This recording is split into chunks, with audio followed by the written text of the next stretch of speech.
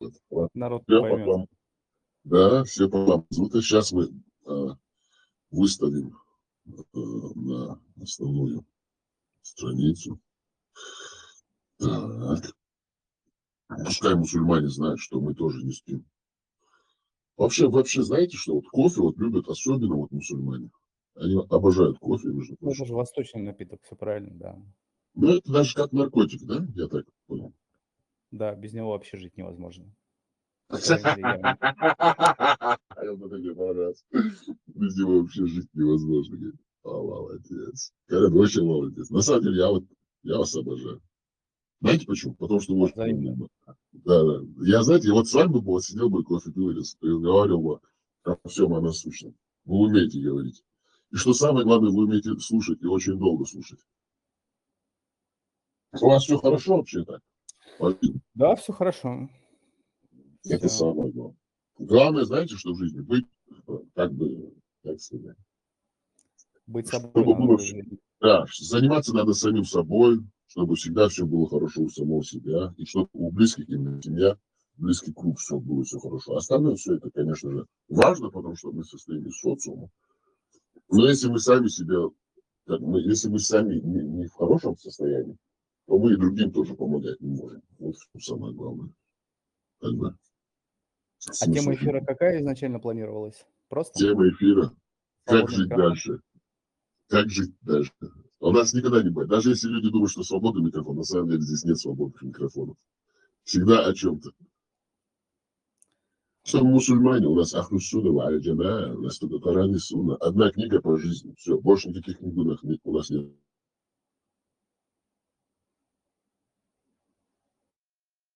Вы смотрите, Коран, я много беседовал с армянами, вообще по жизни встречался с ними. Вот они вот, у них своя письменность, свою церковь они создали. Очень такие спокойные, армяне, рассудительные там. А я с одним беседовал как-то, говорю, вот, говорю, ты реально веришь в то, что есть там Бог, вот это все? Вот это когда не с вами, говорит, я тебе должен всегда правду говорить. Я говорю, ну вы же давно друг друга знали. Ты, я, может, здесь никого нет. Он говорит, ну если честно сказать, говорит, конечно, это все сказки, но нам нужны хорошие сказки, чтобы вот быть этнической единицей. Я говорю, вот это я понимаю правильно. Я говорю, за это я тебе Да, благодарен. честный ответ, да. Да, Честно правильно. сказал, да, молодец. Мгм. Я такого же мнения. Он говорит, наша нация будет развиваться, если не будет у нас своей. Ну да, Я говорю, правильно. церковь как институт нации, объединяющий Мгм. фактор. Но дело в том, что у армян своя апостольская церковь, армянская, на армянском языке. Ну да, да. Ар- армяне все-таки по численности больше, чем мы, чеченцы. И они, как бы, как сказать, зародилось у них как-то вот это вот государственное мышление, и они смогли его пронести через эти империи. Вот, и персы, турки, они и вынуждены были мигрировать, они потом снова как бы собирались за пределы вот, диаспорах. У армян очень древняя, глубокая традиция выживать. Они умеют это делать. А Это чеченцы да. сильно давлеют под Россией. У нас почти полностью уничтожили нашу национальную идентичность. Вот поэтому мы вот говорим. В принципе, если так честно сказать, потому что мы честны сами с собой, ни на что мы повлиять не можем. Но крики души. Мы говорим крики души, мы говорим, мы всех любим. Мы любим и армян, и русских, и всех молим. Мы просто говорим, оставьте нас в покое, дайте нам жить на нашей земле. Вот ваш покойный слуга тоже, допустим, если даже сейчас на сегодняшний день в Чеченской Республике практически там невозможно жить. Там абсолютно невозможно жить. Это просто Северная Корея. Северная Корея. Ну, Это вот начало русская кухня. положено. Начало Да. положено. У нас Всё ж таки. исламское возрождение, исламский джихад. Эти уже термины, уже как они вылетают сами по себе. Так смешно мне это иногда, когда слушаю, какой идиотизм, какое исламское возрождение, какой исламский джихад. Люди, они до такой степени прозомбировали людей, вот, что они даже не понимают, они, что им говорят, они просто это хавают. Вот. Как говорил Богдан Титамир, people хавают. Они уже вот в этой матрице живут, растут, и не понимают. Вот мне, Не понимает совершенно вообще, что да, это такое. да, они не понимают. Вот сейчас вот современная Россия, там идет война, поставили всю страну на военные рельсы, все для фронта, все для победы. В школах, в государственных учреждениях объясняет, как надо перебинтовывать, как нужно всякие вот эти вот компрессы делать, чтобы кровотечение остановить.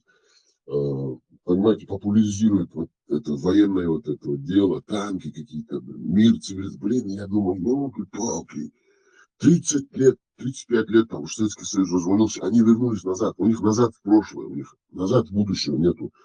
Ты понимаешь, они вот этим идиотизмом, и вот люди сейчас там вот, они живут этим, они вот говорят, вот так и надо жить, они просто не понимают, что на самом деле это не есть жизнь, это вообще глупо.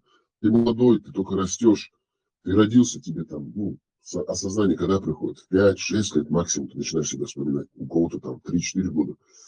И вся твоя жизнь в этом дерьме проходит, вот это вот догмы, идеологии. Ты до 15, вот самое сильное формирование человека, личности идет 12-15 лет. Вот. Какой ты там будешь в этот момент? Как на тебя что-то повлияет? Да, конечно, ты можешь измениться, но это не всем дано. Очень, ну, это единицы, которые могут измениться уже. 12-15 лет это все, человек сформирован, уже там все, там уже кошмар. Если его делали зомби, все там уже такие, это биомусор. К сожалению, это так. К сожалению, это так. Потом он растет, 15, там, 18 лет, так быстро время пролетает. Ты уже становишься там мужчина или женщина, такой, знаешь, уже физически вроде бы сформировался к 25 годам, там, полностью твоя, вот, как бы, каркас, как говорится, твой сформирован, организм, будь ты женщина, мужчина. А мозг уже все, как бы, уже, вот, то, что было 12-15 лет заложено, уже как бы 15-18 уже там, это наоборот консолидируется, укрепляется то, что 12-15 лет, то, что мировоззрение остается таким, и практически все, биомусор. Они поколение, они выхолащивают поколение. И вот эта вот проблема в том, что их очень много. Их очень много. Это такой биомусор, это просто страшное дело. Вот эту вот всю эту биомассу они сейчас направляют вот на эту Украину, э, и там вот это формирует новое поколение вот этих вот СВО, война, Россия, матушка.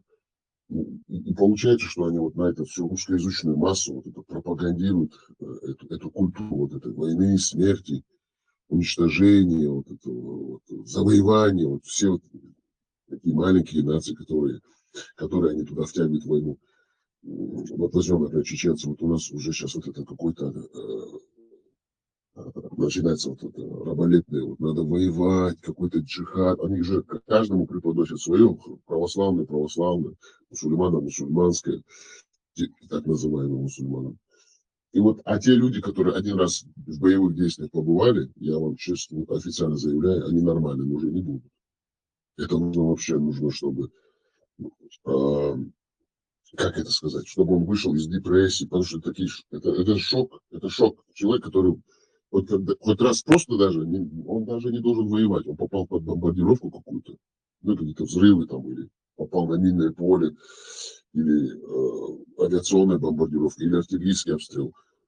Даже сам там такой, проезжает бронированная машина, ты уже в шоке. Потому что когда человек это не видел никогда, он уже все шокирован. Это врезается в память, у него проблемы с психикой, на самом деле. Это факт, это никто не может отрицать.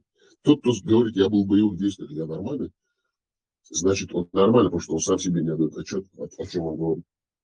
Он больной, на самом деле, человек.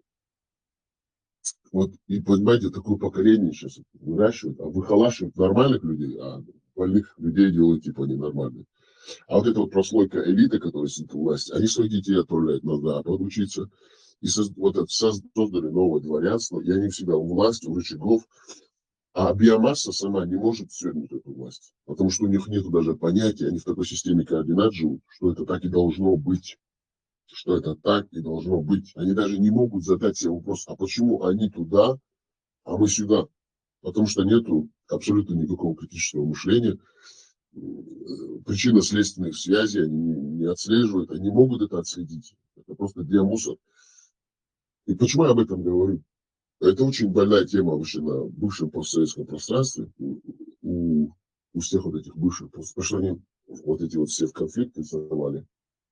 Вот Армения, Азербайджан тоже, вот, если так вернуться, любая война – это все равно катастрофа.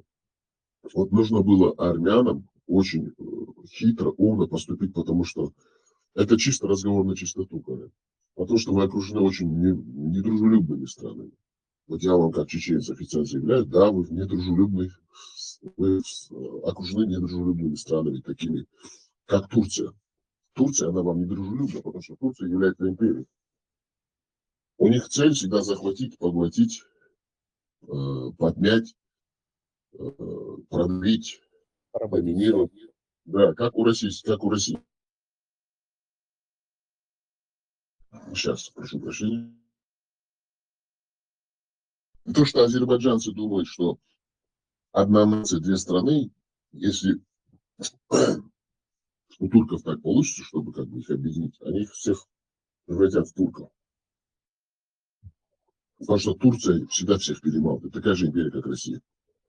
Вот надо было тонко, сейчас я скажу. Просто у Армении тоже, если мы посмотрим, исторически у нее не было выбора, потому что она должна лаврировать между так называемой христианской Россией, которая типа является защитницей Армении. На самом деле она таковой не является. Она использует Армению в своих вот имперских целях для того, чтобы Армения была форпостом в противовес Турции. И Россия играет вот, тонко геополитически на противоречиях Турции, Ирана, потому что тут режим бешеных аятол, шиитов, идиотов, а тут Турция имперская. Вот армяне как между молотами наковальней. Тут Россия типа им должна помогать вроде бы, но одновременно Россия их использует, потому что она не дает им развиваться. Она из армян делает дурачков, понимаете, унижает. Ну, в таком, вот мы братья, ну, они все равно в каком-то вот униженном состоянии на территории России, вот там хачик, шмачик, там. А на территории Армении у них все под контролем России. Как армянская нация, там ничего нет у них, в принципе. Они ничем не владеют. И вот эти маленькие поползновения даже какой-то своей независимости, как Пашинян, сразу вот они такие вот агрессии, вот, о, там Пашинян, там фонды Сороса, и сделали так, чтобы ну, в Нагорном Карабахе полностью, вот Россия чем она подплатила? Это же на самом деле, это же работа России, если в принципе так взять, что вот с Нагорного Карабаха полностью армянское население вытеснили, просто полностью загеноцидили, это факт. Потому что если, кто бы это ни говорил, если население мирное уходит с какой-то территории, это геноцид все равно. Потому что он со своего насиженного места человек просто жил там из поколения в поколение, и он уходит. Значит, там есть проблема, кто что не говорит. Но я что хотел сказать, это не вина Армении, я просто объяснял вот это исторически. Но если бы у Армении были бы возможности, и вот именно своя такая политическая элита, независимая, ну, интеллектуально сильно развитая, подкованная, они вот видите, легко говорить, найти вот компромисс с этим Азербайджаном, потому что все-таки большое население, больше 12 миллионов, чтобы вот этот анклав, где живут армяне, имели свое самоуправление, вот как в западных нормальных цивилизованных странах. Есть такое, например, государство Андорра между Францией и Испанией. Есть такие вот, княжества Монако, вот Франция, там, допустим. Как-то вот, они цивилизованные все-таки страны. Есть, например, такой Люксембург страна, между большими мощными странами, как Франция, Германия, Голландия находится. Вот такой найти такой. Да, Лихтенштейн, вот, Австрия, Швейцария. Взять такой пример. Вот что вам нужно, вот, армяне? Вот, лист, ну, как бы, как это сказать? Лист такой взять, вот, где-то пишут все. Вот нам нужно вот это, вот это, вот это. Наши жизненные, вот, как-то жизненные, вот, постулаты, не то, что там цензор, жизненно необходимое, что для того, чтобы жить. Вот это нам нужно, вот это нужно, вот это нужно, вот это. Азербайджану что? Они говорят, вот нам нужно вот это, вот это, вот это, вот это. Все, что они могут друг другу дать, ну, как бы, компромисс. Ну, просто нету воли не было, понимаешь, Николай? Воли нету. Вот в чем проблема. Но эти страны, которые мы с вами перечислили, они же сформировались не путем вражды и насилия. Это все-таки более цивилизованные, сформированные новообразованные страны, вот те, которые Лихтенштейн и все. У нас Нет, совсем вражды другая все-таки было, ситуация. Карен. Там были очень сильные. Даже, знаешь, я тебе скажу для твоей информации, на территории Франции есть такая территория, вот в Пиренеях, которая принадлежит Испании. Они же между собой друг другу очень сильные войны вели, 18, 16, 17. И это под юрисдикцией Испании. Хотя вокруг все Франция. Просто поинтересуйся, ты увидишь, есть исторические прецеденты. Есть моменты, где все-таки нации договариваются. Я к чему хотел сказать? Еще к этому, конечно же, в этом регионе, о котором мы говорим, люди не пришли. И политические режимы, они не независимые. Они зависимы. Вот этот азербайджанский режим, это диктаторский режим. Это диктатура. Этот режим тоже лаврирует не в интересах азербайджанской нации, а в интересах самого себя как режима. Между Россией и Турцией. Вот это вот, этот, как Ильхам Каримов, да? Каримов же у него фамилия. Гейдар Джемаль. Как у них была ваша фамилия? Забыл я. Алиев? Алиев, да. Ильхам Каримов. Да, алиевский режим. Он же выходцы из КГБ, у него отец, там все генералы все эти. Они вот лаврируют между Россией, потому что если чересчур у них вектор протурецкий, то тут Россия. Они могут подорвать ее через вот этот Лезгинстан, потому что есть там река, как это называется, Самур, да. Они разделили лезгинов на две части. Сам Азербайджан же тоже не однородный, там есть разные нации.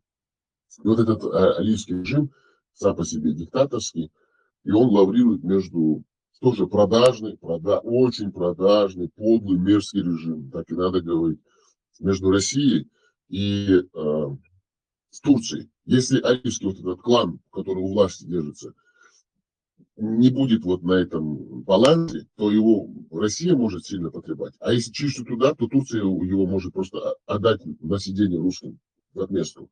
Вот такая там тоже ситуация. Вот я что хотел этим сказать.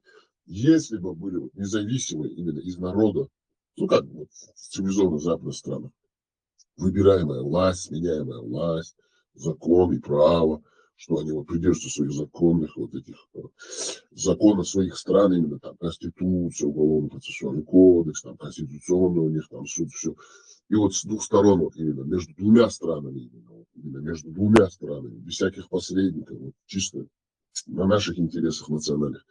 Вот тогда бы они смогли бы только договориться. А сейчас на данный момент, ну, по крайней мере, на этом историческом отрезке человеческого развития, а именно этих наций, вот, Азербайджан и Армению, это в ближайшее время невозможно. Но это невозможно, но это было бы возможно, если бы вот эти вот все условия соединились бы в одно целое. Тогда и модель, ну, я так, по крайней мере, вижу, потому что я все-таки знаю, как вот национальности, межнациональные, маленькие нации, большие нации, как они между другом интегрируются, чтобы этот анклав, именно Нагорный Карабахский, где было вот армянское население, как бы, если даже это принадлежит Азербайджану, ну там полное местное самоуправление, вот армяне, и чтобы они могли свободно именно ездить, именно свободно ездить, чтобы их никаких препятствий не было. И в тот же Баку, чтобы вот Азербайджан, как со своей стороны, как страна, говорит, вот даже если вы под нашей юрисдикцией, у вас такие же права, как у азербайджанцев, и вы в Баку ездите, вот, ну как бы в западных странах. Никаких контролей, все. И чтобы они свободно, именно вот эти именно граждане с этими паспортами, вот именно вот армяне, в Армении историческую родину, вот тогда вот эти национальные интересы, они не ущемляются. Потому что такая большая нация, как Азербайджан, конечно, они будут тоже воевать. Надо вот этот компромисс найти, чтобы армянам было там хорошо. Чтобы именно армянам, чтобы вот эти армяне, которые живут там, они не ереванские армяне, не другие армяне там, а именно вот Нагорно-Карабахские армяне, чтобы они могли сказать, вот наши интересы здесь не притесняются. И гарантом того, чтобы наши интересы здесь не притеснялись, есть государство Азербайджан и Армения, потому что они пришли к какому-то консенсусу. Вот так можно поговорить. Но на данный момент это невозможно, Да, это потому вообще что невозможно. правительство Азербайджана основано на ненависти к нам вообще. Это на официальном уровне. Ну, это нереально. Это сейчас практически невозможно. Вообще невозможно. Абсолютно. Да, вот такие вот мысли. А вы что думаете, Карен, по этому поводу? Воевать до Ну, конца, умирать? Да не, умирать неохота. Да никто не хочет умирать вообще-то, в принципе. Всех гонят на Рано войну еще. силы. Вот умирать идут только те дурачки, которых вот прозомбировали.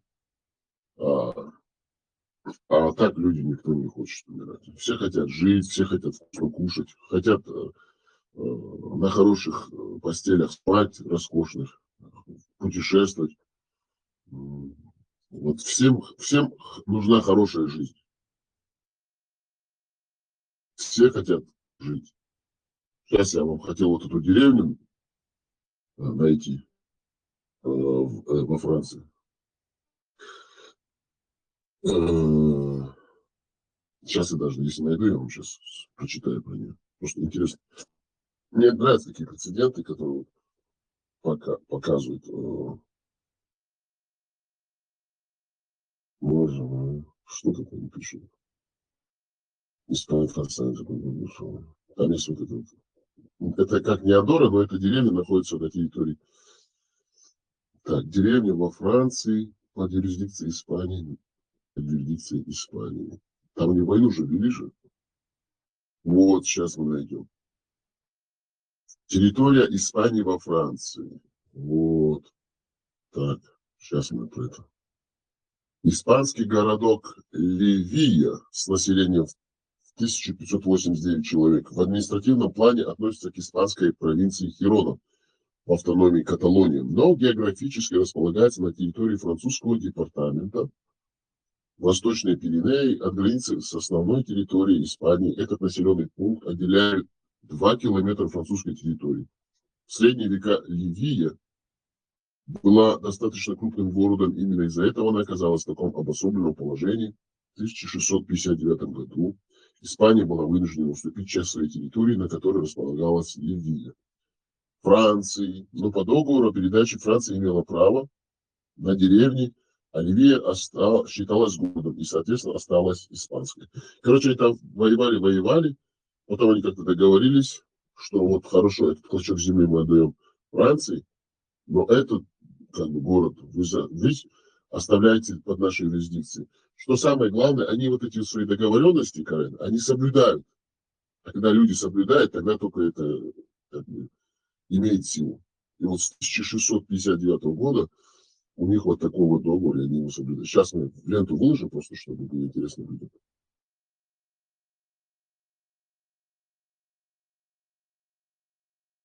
Там прецедент, где испанцы, которые как бы последствий войны, ну как бы у них часть территории Франции все-таки забрала, но вот этот вот город они по договору, он считался городом в то время, остался на территории Франции, и вот эти испанские граждане, которые вот находятся на материковой, как скажем, Франции, имеют испанское гражданство, но одновременно свободно ездит во Францию и как бы все равно по Франции тоже. И смотрите, что самое главное, это 1659 год, извиняюсь, 1500, сейчас, по памяти сейчас, 1659 год, да. Они заключили этот договор, а после этого сколько там властей сменилось у них. Понимаешь, эти власти потом они же придерживаются своих договоров. Там был Франко, была Первая мировая война, Вторая мировая война. Ты понимаешь, когда о чем речь? И они все равно эти договоры соблюдали. Вот. Они как бы вероломно не нападали на этот городок. Вот, хотя он весь окружен Францией, все равно они сказали, раз уж договорились, все, мы придерживаемся этих договоров. Какие бы режимы туда не приходили в эти страны, диктаторские, там, коммунистические, не знаю, без разницы. Но свои договоры. Вот это культура все-таки, видишь, высокоцивилизованные культурные европейские нации все-таки, как бы, чтобы мы не говорили, это не русский варварский мир, где ничто не соблюдается. В данном случае у нас есть чему поучиться от них. Конечно, это же прецедент, 1659 год. С тех пор соблюдаются эти договоры. Ты понимаешь? Вот я пришел, например, исламский джихад, да, допустим, Талибан. Ну, договор есть договор. Договорились, значит, все, я соблюдаю. Да? У них вот такое понятие. Не то, что я пришел. Я пришел. Вот они же как говорят, допустим, возьмем пример России. Вот это ельцинский бандитский режим.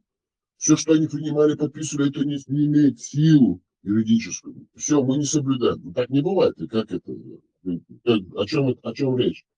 Он же представлял страну, его же народ в то время, через КГБ. Но все равно, это же власть какая-то, КГБшная какая-то. Надо соблюдать, ты меня извини, соблюдайте. Ну, вот так вот. Есть, конечно, есть чему поучиться. Очень много. Понимаешь, человечество, оно всегда дает примеры последующим поколениям. Человечество учится у своих предков, у предшественников. Мы же все из своей головы не можем высасывать. Вот такая вот история. Да, у нас сейчас в гостях Джеки Чан, ну, если так коротко, Джек, и Ибрагим Никархо, Пабло Эскобар, который никогда ничего не говорит, а всегда слушает. Если что добавить, есть с нами наш терапевт, Маржан, да, Маржан. Кстати, Маржан, как вы себя чувствуете? Нормально все? Да, хорошо. Ну, утро исламское или что такое нормально человеческое? Европейское, кофейное. Вы тоже, да, кофе любите? Но я уже год и 3 недели не пью кофе. А вы кофе уже не пьете, вы только водичку, да? Да. Но я Ну, соглашаюсь с Кареном, это действительно зависимость кофе. Я, когда бывают такие приступы, я подхожу к морозилке, открываю, нюхаю его, и на 2 недели. подождите. Если у вас есть в морозилке кофе, значит, кто у вас в доме его пьет. Нет, его никто не пьет, а и в морозилке он сохраняет свой первоначальный, вот как его перемололи, даже если он год стоит, в морозилке он будет год стоять с таким же ароматом стоять. И вот каждый раз, когда хочется кофе, но я его не могу пить, я его нюхаю, и как-то чуть-чуть легче. Сами себе запретили его пить, или у вас просто противопоказания? Нет, я услышала, что он кровь окисляет. Понятно. Значит, все, Карен, берем на заметку, перестаем пить. Хорошо, все, мы больше не пьем. Подходим к морозильнику, холодильнику с морозилкой. Нюхаем. Не, я не согласен. Потому что то, что Маржан говорит, надо принимать серьезно. Это наш терапевт. Если она сказала, наш диетолог, натуралист, вот именно она живет в гармонии с природой, да. Вот, надо ее слушать, потому что она хочет долго жить, и благодаря ей и ее советам мы тоже будем долго и красиво жить. Не так ли, Маржан? Да, там не столько в длительности жизни, сколько в качестве. Хочется в здоровой, бодрой. Хорошо, Маржан, можно вам вопрос? Вы такую тему затрагиваете всегда щепетильную. Да. Вот я вот за язык не тянул, честно вам скажу. Вот хорошо и качество, это для вас сколько?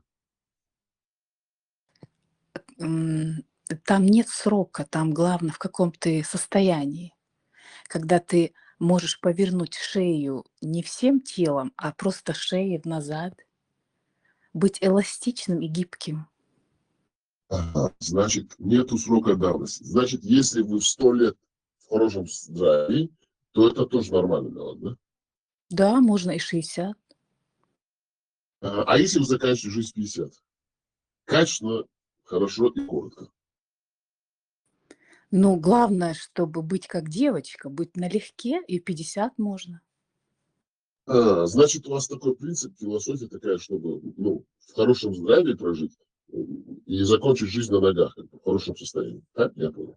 Да, главное, да, качество. Чисто. А вот вопрос. Внимание, вопрос. С каких пор, или с каких именно вашего возрастного порога, скажем так, вы начали вот именно, ну, у вас появилось такое мировоззрение, вы приняли именно такой, как сказать, принцип именно вы для себя установили в жизни, что вот нужно вот так вот сейчас, мне лучше так, я понял, что это есть истина. 13 лет. Вот как ты сказал, 13 лет? да.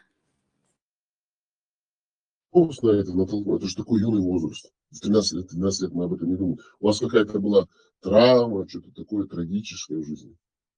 У меня была умная бабушка, которая мне объясняла все на примерах. И вот благодаря ей, вот как в детстве она мне сказала, когда ты кушаешь, не кушай хлеб.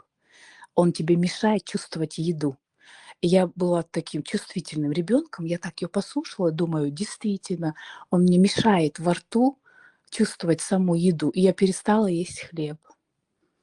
У меня такая бабушка была. Благодаря ей не то, что я такая умная, а она.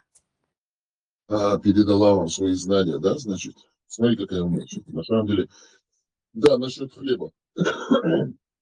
Вообще, почему человечество голодало? Потому что не было недостаточно, вообще был недостаток еды.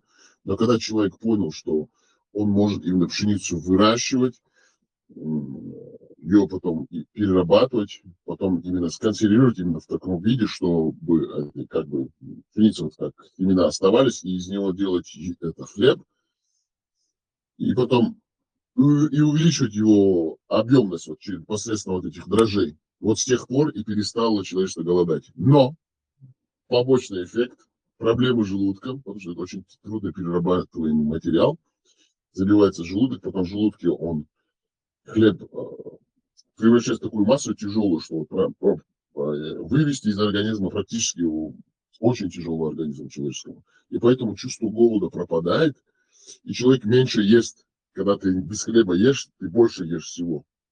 У тебя короткие промежутки между принятием еды, пищи. Например, если ты ешь мясо с хлебом, то практически ты забиваешься в желудок. А если просто мясо без хлеба, через несколько часов, через час-два ты уже снова как бы голодный. И вот человечество перестало голодать. Хлеб на самом деле это тяжелый продукт. Но и за счет хлеба и голод перестал в мире вообще, по всему миру. Человечество перестало голодать. Вот такая вот история. Мажа. Так что ваша бабушка, даже если она об этом и не знала, но она была умной, да. Чисто жизненный такой человеческий опыт у нее был. Не, она наоборот мне говорила, не ешь его, он тебя перебьет Да, все. я в этом плане говорю, что она говорит, что это плохой продукт, в принципе, вот в этом плане, она чисто, наверное, по своим Ага. наблюдениям. Были правильные наблюдения в жизни. Так, хорошо тогда, Мажан, можно вам такой вопрос, тогда, исходя из того, что вы сейчас рассказали? А вот кукурузная еда, вот именно пшеница там. Я люблю кукурузу, но в Европе она не то. Я очень сильно люблю ахар. Но если ты его чуть-чуть съешь, вот и надо день должен быть очень активным, иначе я не выношу, он слишком тяжелый. Ну, тяжелый продукт выходить сказать, да? Да, если я съела, мне надо километры ходить. Понятно. Вот к нам присоединился Дзудзукети, собиратель земель чеченских. Наш формат. Пускай тоже что-то добавить. Вот Дзудзукети, интересно, чем же он питается? Вот что у него в голове происходит? Мне интересно, если бы сделать трепанацию черепа, вот, черепную коробку раскрыть Дзудзукети и посмотреть, что там происходит. Березовым соком называется. Вот представляешь, Ибрahim, вот открываю черепную коробку Дзудзукети, трепанацию, смотрит так мозг, как функционирует, и там такие линии прямые.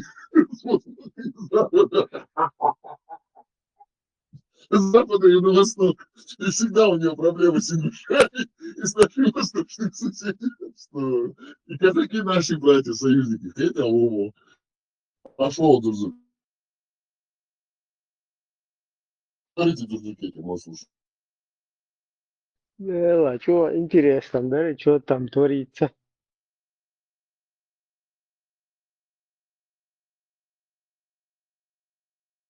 Молчит, когда у нас записи. Всегда он знает, что он нарушает законы Российской Федерации своими призывами.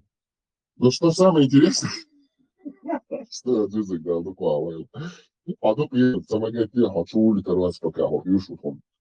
Нам нужны там эти люди, которые призывают к восстанию местные племена. Понимаете, я сбутую местные племена. Ну, вы знаете, вот мне напоминает Остапа Бендера, на самом деле, Дзудзукети. У вас одновременно призывы, как сказать, призывы, чтобы все чеченцы вошли в стойло рабской Российской империи, а потом одновременно вы, как бы, отводя внимание от Российской империи, вы нас стравливаете с нашими так называемыми соседями с востока и запада. Вас не поймешь вообще. Вы такой хитрый, вообще такой гибкий, как бы, какой-то, скользкий, как уж.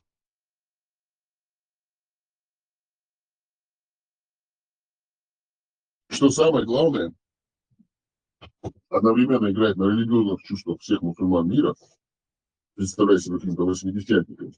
ни одно исламское, как бы, так сказать, я уже устал об этом говорить, предписание не выполняет, одновременно прикрывается какой-то 80-ник какой-то мусульманин, каноны шариата вообще, и Коран не признает. Коран вообще не признает, что самое главное.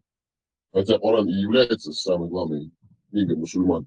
Ни одну суру и аят из Корана он не признает. Ну, не признает вообще, от слова совсем.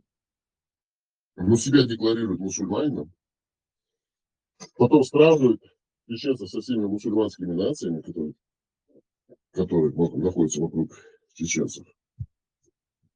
Одновременно призывают покорности к Российской Федерации, русскому террористическому образованию, которое нас убивает, уничтожает и оккупирует. А одновременно, смотрите, это все какая связка такая вообще. Это такой коктейль, ядовитый коктейль, да. Одновременно в тесной связке работает с Бамбой. Бамба, который живет в Москве, вызывает полного шариата. Как смешно. Хотя это не смешно абсолютно. Это не смешно, но мне смешно. Главное, Бамба, вообще, которая вообще призывает к полному шариату. И тоже самое главное, тоже шариатчик, еще тот этот Бамба, мерзавец, подлый, старичок, старый перт, можно даже сказать, пробитый сзади и спереди. Мерзавец. Такого мерзавца я еще в жизни даже наверное, не встречал. Он работает в тесной связке, одновременно наш друг. Но что самое интересное, брат, смотрите. Бамба, старый, пропитанный вот этим коммунизмом человечек, шнырь, тукач, дятел, сексот, ну все в одном лице. Призывает к шариату, именно чеченцев, но главное, он сам в Москве находится, в Российской Федерации, который борется со всем радикализмом, типа, ну, по законам, экстремизмом, и который не принимает и не признает Россию, как шведская себе декларирует государство. Законы шариата, нормы шариата, борется со всеми мусульманами, уничтожает их, но Бамба каким-то чудесным образом, находясь в Москве, гордясь тем, что он находится в Москве, и говоря, вот я по Москве рассекаю на Порше, у меня тут элитная квартира, на Рублевке у меня там дома, я там в центре Москвы, у меня квартира, мои дети учатся там в Лондоне, там, то все, вот пришел Бамба, да, тоже Бамба молодец. Но одновременно он призывает к шариату. Но когда начинается разговор о шариате, а шариат построен на чем? На Коране, на сунне пророка Мухаммада и на хадисах. Он ни один хадис, который ему не подходит, не признает, и в своих спорах теологических ни на одного исламского ученого не ссылается. Или ссылается на то, что ему выгодно. Вот такой у нас Бамба. А Дзурдук с ним нашел каким-то образом, ну, обратно же, чудесным образом, общий язык. И они в тесной связи работают вместе по оболваниванию, одурачиванию чеченской нации. И открыли Дзурдзурский канал, там называется, как там называется ваш канал? Как называется канал Дзурдзукети? Я вам даю возможность прорекламировать ваш канал на этой площадке. Пожалуйста, Дзурдзук, вам слово. Как называется ваш канал?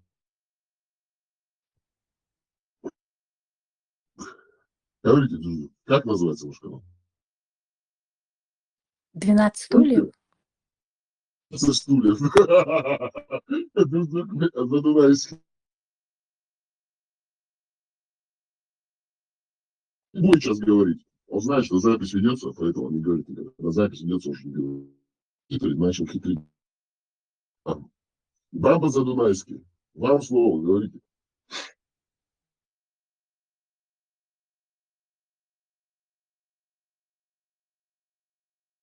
Бамба. Нам Дзурдзукети написал в личку и сказал, что Бамба на связи слушает вас. Бамба, у вас есть возможность отстаивать ваши позиции. Говорите, Бамба. Бамба. Бамба Бацбийский. У нас будут такие Бамба Бацбийский, Бамба Чеберлоевский, Бамба Чумацхольский, Бамба русский Бамба, там, не знаю, шариатский, мусульманский, арабский. Бамба, вы слышите нас? Говорите. Ну, вы будете говорить или нет? Или будете молчать? Что сказать? Дзурдзукети. Великая Дзурдзукети. От запада до востока. Дзурдзук. Слушай, ну Павел сидит, ах, какая ты хитрая. Разыкайте, будете говорить? Ну, скажите слово. Скажите слово. Замолвите слово за нас. Хорошо, у нас в гостях А. Непонятно, что это А. Подожди. У А, это, кажется, это берлинская телевышка у вас А или что у вас? Что у вас стоит там на аватаре? Молчит. Хорошо. У нас под ником зашел гость Темишев, говорит, убийца чеченцев. Очень такой, знаете, выразительный, многозначительный ник. Что вы хотите этим сказать? Пожалуйста. Темишев, убийца чеченцев. Если есть... Алло, как говорится. Алло. Так, Темишев, убийца чеченцев. Вы что вы хотите сказать вашим ником? Зачем вы написали это? Можете говорить? Молчит. Ну, упорно молчит. Ну, хорошо, ладно. Раз уж молчите, так молчите. У нас зашел еще один слушатель с американским флагом. У вас есть это американский флаг? Что сказать, добавить? Человек упорно молчит. С нами наш Пармат, один из величайших исламских ученых, мыслителей. Хафиз в одном лице. Хафиз, Мувахид, Муталим, Муджахид, имам,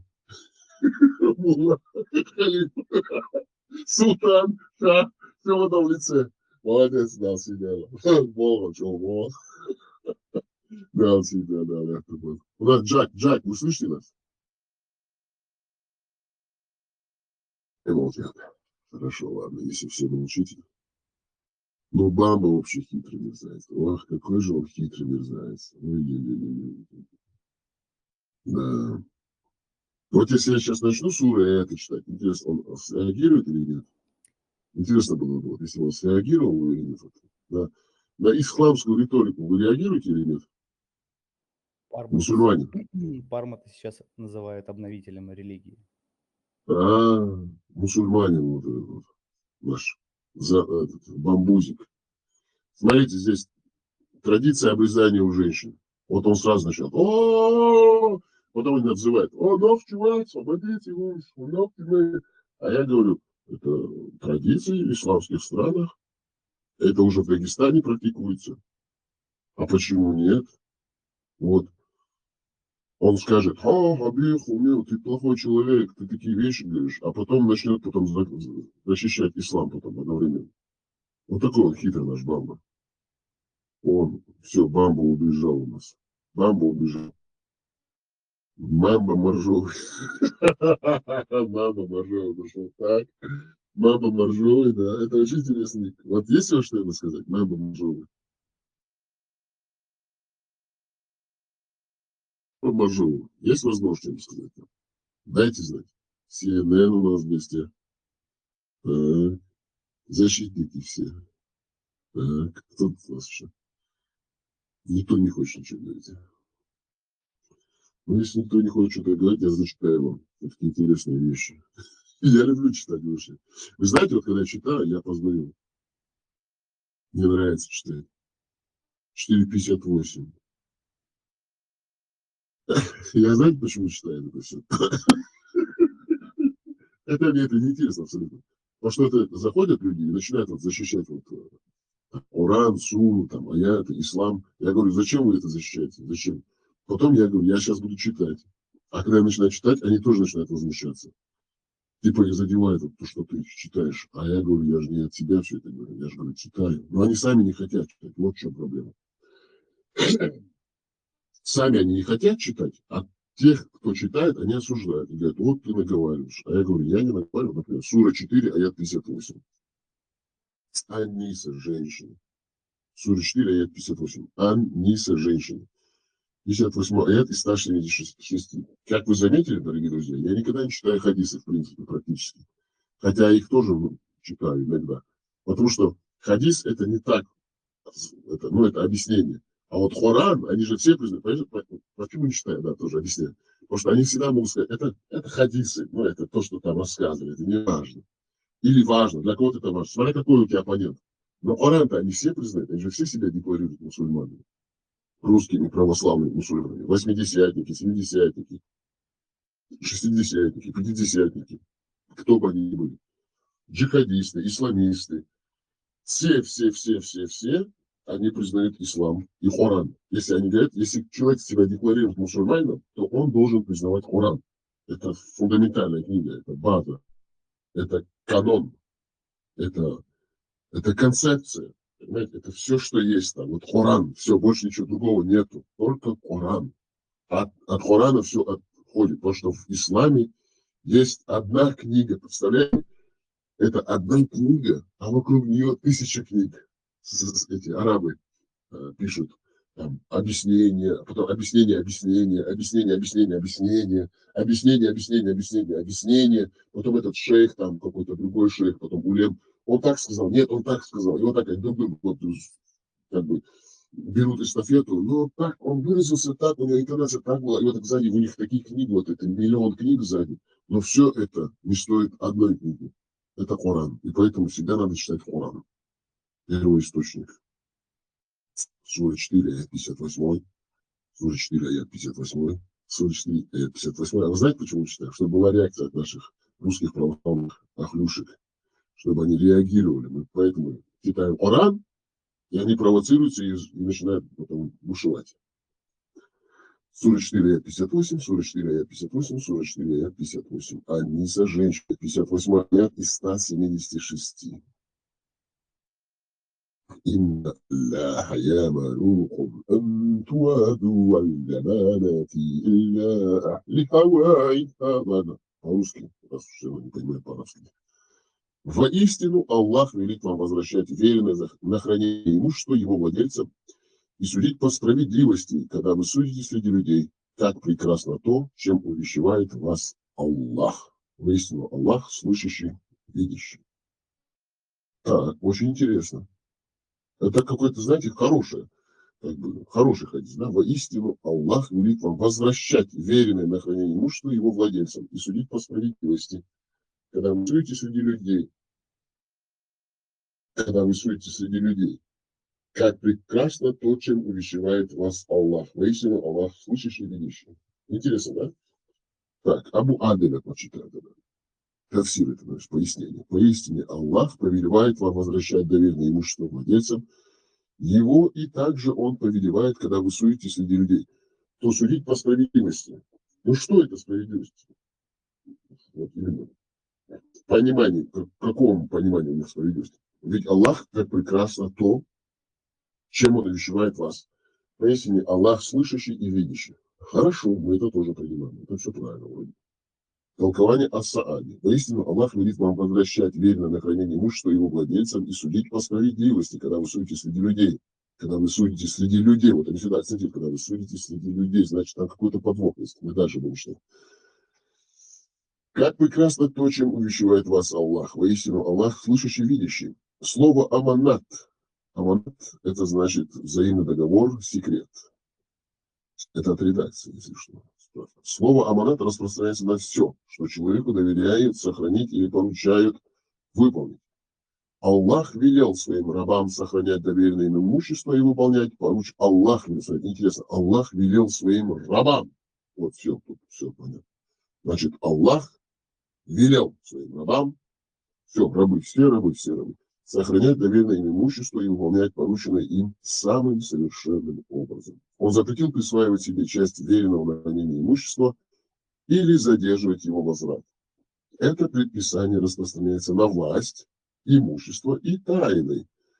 Значит, если приходит ко мне, допустим, Бамба, мне доверяет какую-то свою тайну, я ее сохраняю, и ему ее же возвращаю, эту тайну. Он приходит, говорит, ко мне, говорит, слушай, ты, дорогой ты, или недорогой друг, товарищ, или не друг. Я тебе ту свою тайну доверил сокровенную, я тебе об этом рассказал. Теперь ты мне обратно верни это, то, что я тебе рассказал. Баба, как вот такое, что дальше прочитать?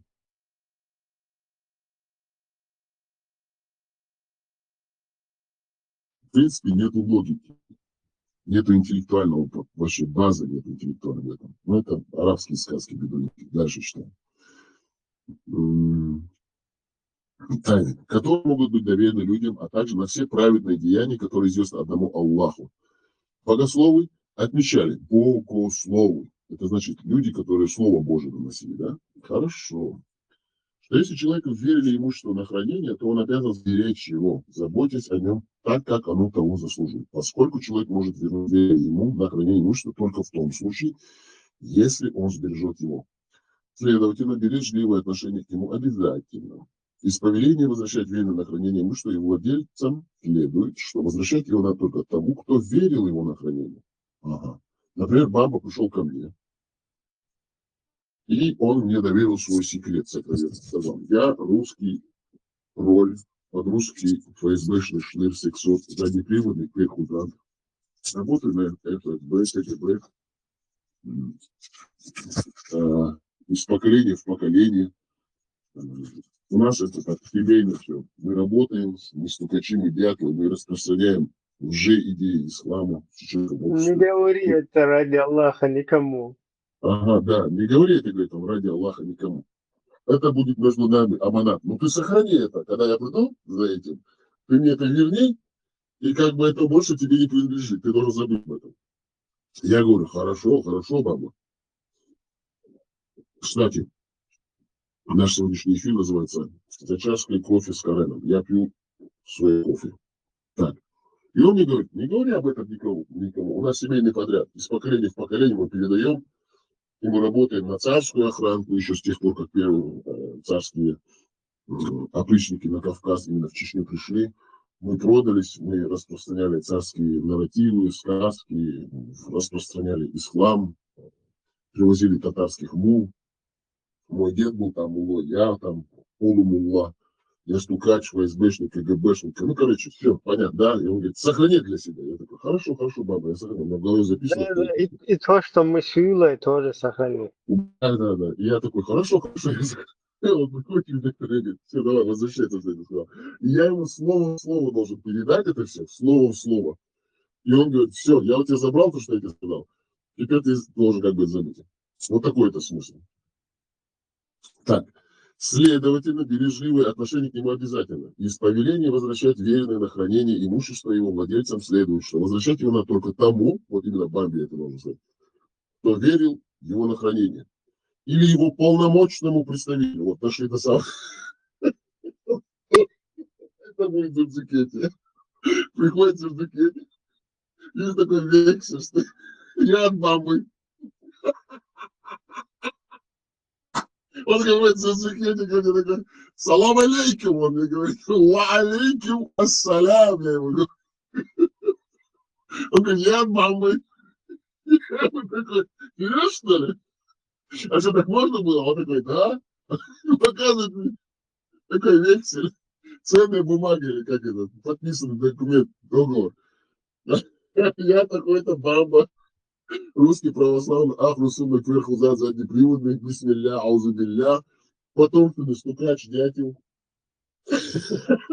Разрешаю, удостоверяю, уполномачиваю, на Дзурзукете забрать то, что я тебе рассказал. Я должен буду Дзурзукете слово в слово рассказать и забыть. А Дзурзукете все это запомнить, слово в слово пойти рассказать бабе. Вот так вот. Как вам такой расклад?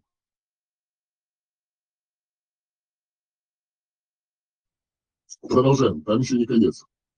Вот вам шариатские нормы. Смотри, мы болтовня мулы, вот сидят мулократия, болтают сказки друг другу. Болтуны. Лахаху, да, присоединился Лахаху, Машолу.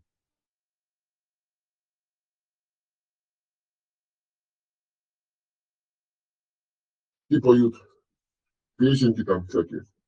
Петушня. Ай, Лахаху, Машолу. Машалла.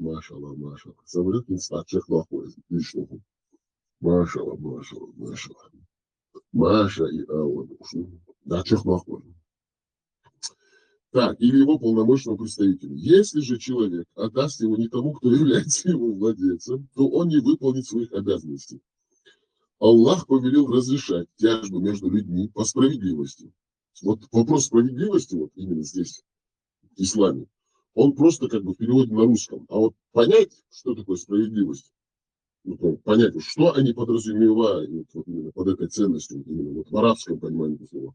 Что такое справедливость? Вот они как-то об этом не говорят. Но здесь русский, это русский перевод на русском языке справедливость. Читай дальше. Право сильного. Да, в принципе, да. Ну, да, мы-то это знаем, но тут они так вот. Ну ладно, хорошо, ладно, право сильного. Ну да, мы это обсудим тоже. Это относится ко всем тяжбам, связанным с покушением на жизнь. Ух ты! Обычно у них всегда, смотрите, у всех мусульман, русских православных и других, всех верхузадов, заднеприводных, каким бы они ни были, там, арабского толка, русского православного, ахлусуну аджама, Иса, салейху вассалям, или вот эти вот фундаменталисты, салафиты, у них всегда примеры какие-нибудь приводят. И когда умрешь, что там будет? Они тебя пугают смертью. Соловец, я должен говорить, давай рассказывай мне сказку, я сейчас должен тебя слушать, я должен тебе поверить. Или они говорят, наркомания, они сразу, наркомания, там, алкоголизм, как будто в жизни больше ничего нет. Они только этим занимаются. Потом они говорят, слышь, проституция, там, ну это женщина легкого поведения, там, или мужчина, который этим занимается. С низкой социальной ответственностью, как сказал, великий халиф их. Но они у них 3 примера. Вот.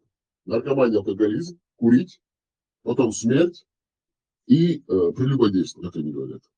И все. У них больше никаких примеров нет. Вот мы к этому приходим сейчас здесь. Возвращаемся на круги своя, как говорится. Это относится ко всем тяжбам, связанным с покушением. Вот это относится ко всем тяжбам, связанным с покушением на жизнь. Вот, это интересно. Жизнь, все пошло. Один из 3 примеров. Имущество или честь людей, независимо от размеров нанесенного ущерба. Судьи обязаны справедливо, все понятно, относиться, значит, справедливо, как то, что наш дорогой Ибрагим сказал, кто сильный, он в его пользу и примет решение. Относиться к близким и чужим людям, грешникам. Угу. Понимание грешника тоже у них все размыто. В переводе на русский, конечно, грешники, а вот в арабском понимании это совсем, наверное, другое. Не то, что совсем, наверное, а точно другое, потому что они, понимание греха, это у них своеобразно специфическое. Грешникам, правителям, знаете, как слово, правителю, который правит постоянно, правителю, и даже своим врагам. А под справедливостью, которую велено соблюдать при вынесении приговоров, подразумеваются ограничения и законы, которые Аллах провозгласил устами своего посланника. Так. Давайте снова начнем. Это очень интересно. А под справедливостью, которую велено соблюдать при вынесении приговоров, подразумеваются ограничения и законы, которые Аллах провозгласил устами своего посланника. Да благословит его Аллах и приветствует. Из этого также следует, что судьи должны быть хорошо осведомлены о том, какое решение является справедливым, ибо только в этом случае они смогут вынести его. Поскольку все Божьи повеления прекрасны и справедливы, значит, они от имени Бога, но они сами решают, принимают решение, не ссылаясь, в принципе, ни на что. А потом говорят, это имя Аллаха, от имени Аллаха я вышло. Свои повеления они охватывают все, что приносит людям пользу в этом мире. Главное, то, что судья принял как решение, это от Аллаха, и это должно по-любому, в любом случае, принести пользу человеку. В этом мире, тут написано, и после смерти. Значит, зачем мне его судебное решение в этом мире, если он, даже если это мне невыгодно, его решение, которое он принял, оно мне на пользу идет. Так и написано. Но по-любому мне полезно. А я умру, допустим, А зачем мне его решение? Что я умру? Я с его решением буду ходить там в загробном мире, что ли? Говорит, вот, это решение это судьи какого-то Кадия. Смотрите, он мне такое решение принял. Ну, в моей реальной жизни, когда это было решение невыгодно мне, я потерпел от этого решения. Но в этой жизни, загробной, я вот горжусь, у меня есть решение, мне все равно какая-то польза есть. Ой, мракобесы. Никакой логики нет. И все, что зачищает их от неприятностей. То есть, прошу прощения, оговорка, и все, что защищает их от неприятностей. Значит, если я мне принял решение там 10 коров выплатить бамбе за то, что он меня под русский каток военный кинул, мусульманский, исламский этот чародей. Она говорит, вот, Россия защищает исламские ценности, меня убили мирного чеченца, я еще 10 коров ему должен быть. И я говорю, это защищает меня от всех неприятностей. Я ему эти 10 коров выплатил, потому что мулла так сказал, бамби. Потом всему стукачу. Но это меня все равно защищает от неприятностей. Даже если пострадал мой дом, артиллерийским снарядом разнесло, бомбовый удар, вакуумные бомбы, там мою улицу полностью разнесло. Ну, ничего страшного. Меня это защищает от неприятностей. У меня там ногу, руку оторвало от противопехотной мины. Я калека, ну ничего страшного. Зато баба настучала на меня, в Россию завлек в Чечню. Он им начал стучать на всех, что я не такой-то хороший мусульманин, а он хороший мусульманин. Они меня истязали в застенках. Я срок свой сидел, вышел. Но все равно я бабе 10 коров еще буду, что судья, этот кади, под-русский, русский, исламский, арабский, там, не знаю, какой, вынес судебное решение. Все равно в его пользу, потому что сила-то у него, у бамбы, у него автомат Калашников, там сзади у него стоит полкистики, там, Запад, Восток, Шнырь, Мыль, короче говоря, там вся Россия, ГРУ, СВР, что там у них только нет, ФСБ. Ну, конечно, позже не будет. Не будет 10 коров. И такой, я весь коллега, мне что это, я такой доволен. Меня это все защитило от неприятностей. Спасибо тебе, Ислам, Аллах и русский православный Вахаджама. Ахлю сунна фисабилля аль-джихад. Я говорю, благодарю тебя, халиф. Так, потому что их послал кто? Слышащий и видящий Господь, Аллах. От него ничего нельзя скрыть. Да, от него ничего нельзя скрыть. Это мы видели на примере Чечни. От него абсолютно ничего нельзя скрыть. Он знает о поступках, которые приносят пользу рабам.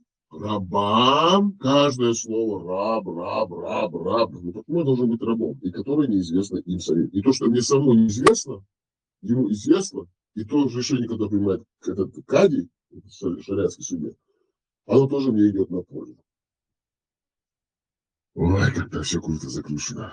Блин, как говорится, Йохан и Бабай. Тут если я начну читать, это такая сура, если начну читать Ибн Касира, тогда можно, да. Тут у него ссылки просто на хадисы разные, просто жесть. Просто, как говорится, это просто кринж, как говорит сейчас молодежь. Так, посмотрим, кто у нас сейчас в гостях. У нас Лилит, статист пришел, тест-99. Тут участники слушают. Так, Лилит, вот, понятно, интересно мне, что это означает Лилит? Лилит, какая-то пальма, арабская пальма, кажется, с Мекки, Саудовской Аравии, Судан. Шариат. Тоже шариат. Лилит, вы слышите или не слышите? Biblical. Да, Лиза, Первая да, жена Лиза. Адама. Подождите, это пальма, это значит первое дерево Адама, вы говорите? А? Это первое дерево Адама, вы говорите? Нет, жена. А, пальма, что ли? А Адам как, твой? да, а как Адам? Не понял. Объясните, пожалуйста, как это Адам женатый был на пальме? Вот это вот, как это? Не на пальме, Это а на второе дереве. имя, может, Ева. А? До Евы, которая Это была. так, это что-то уже новое, надо есть. Вот, Надо, да, конечно, верно да, расследовать. да, расскажите вот эту историю, просто это я никогда такое не слышал.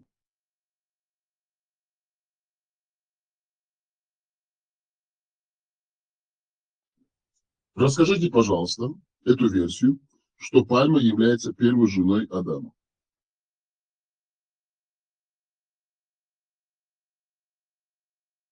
Какая Молчу. пальма? О чем вообще говоришь? Ты в своем уме вообще? Пугайте, не пугайте. Она молодая, хорошая, прекрасная женщина. Зачем? Она сейчас испугается и уйдет. Пускай расскажет, ничего страшного. Лилит, вот расскажите вашу версию. Или это не ваша версия? Ссылки, там, если есть, пожалуйста, слушаю вас. Просто слышала в интернете, что у Адама была первая жена Лилит.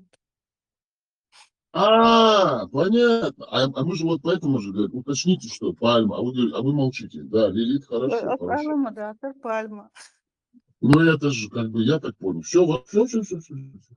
Тысячи извинений. Лилит, все понятно. Значит, Лилит – это первая супруга Адама. Задунайского, да? А Адам был задунайским? Да, был. Мгм. А вы слышали такую версию, что Адам был сам выходцем из пуштунских племен?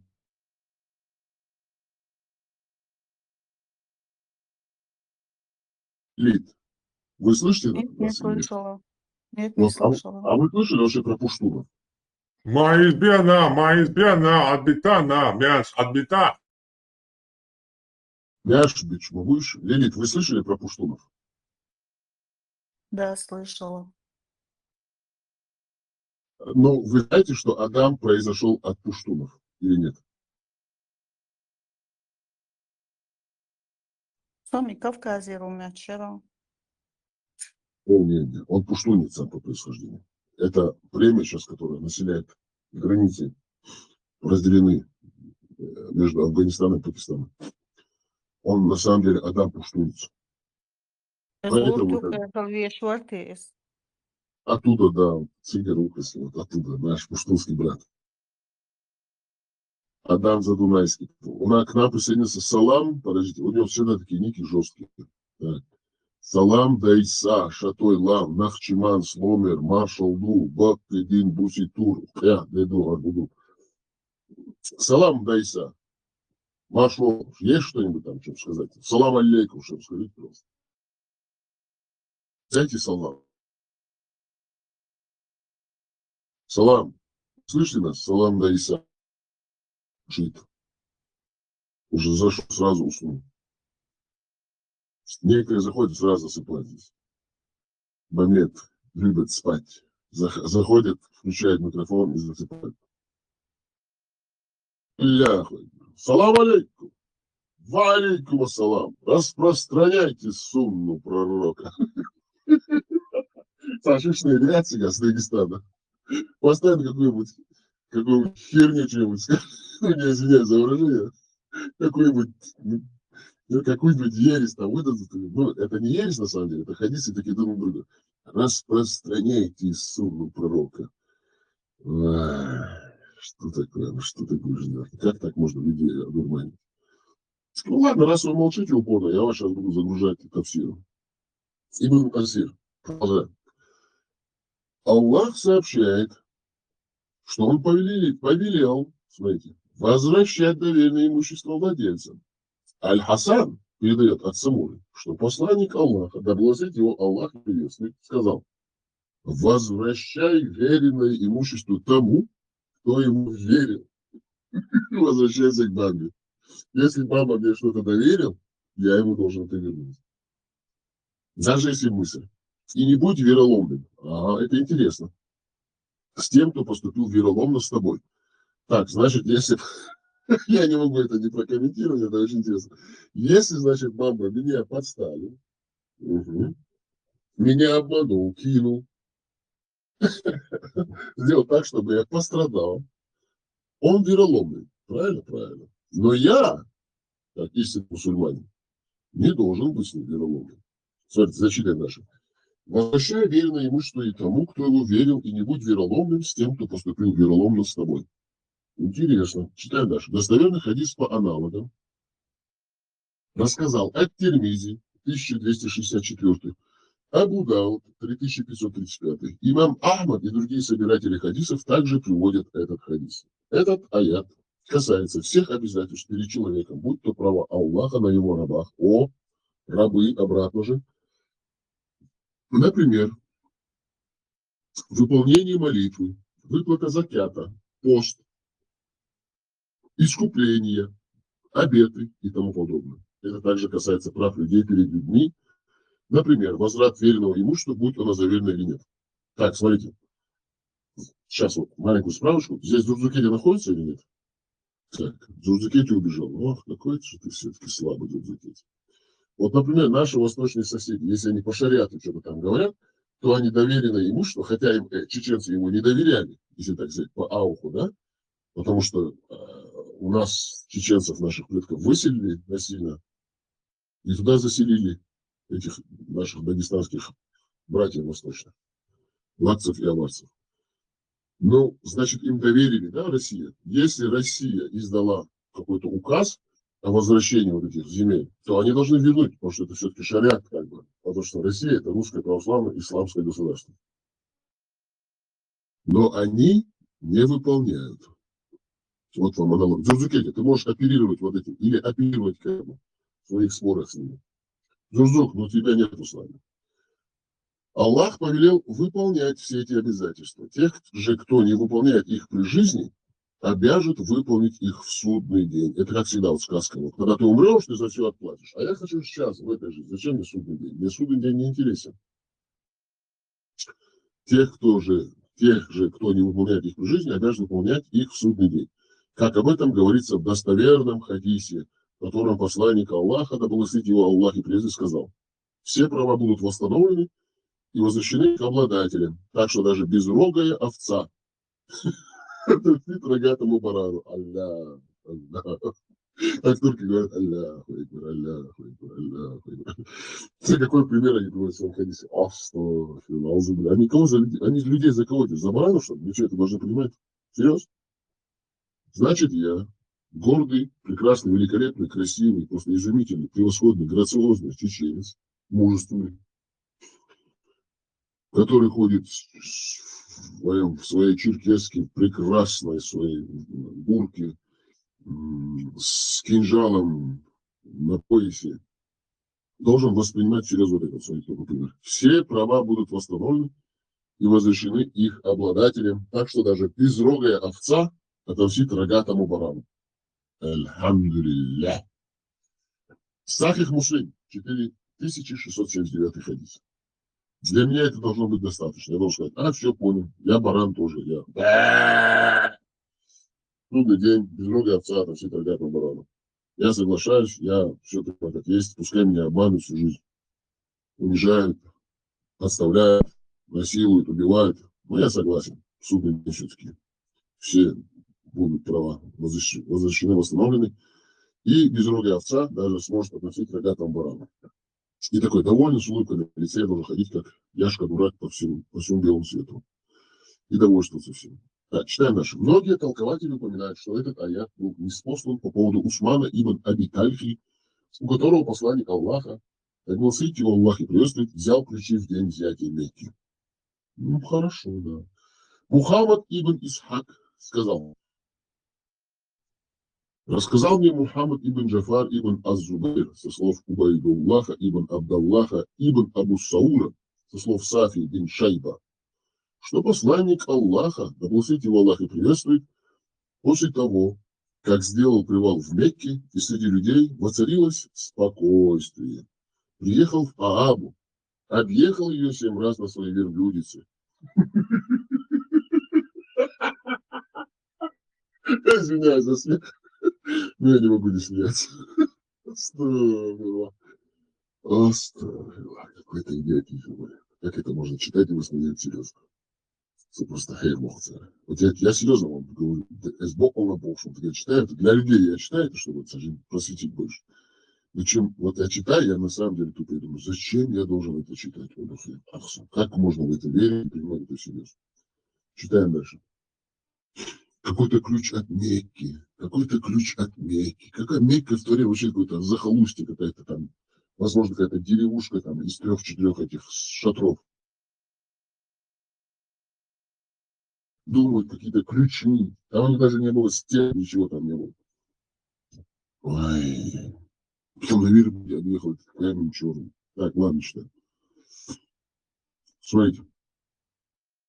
После того, как сделал привал в Мекке, и среди людей воцарилось спокойствие.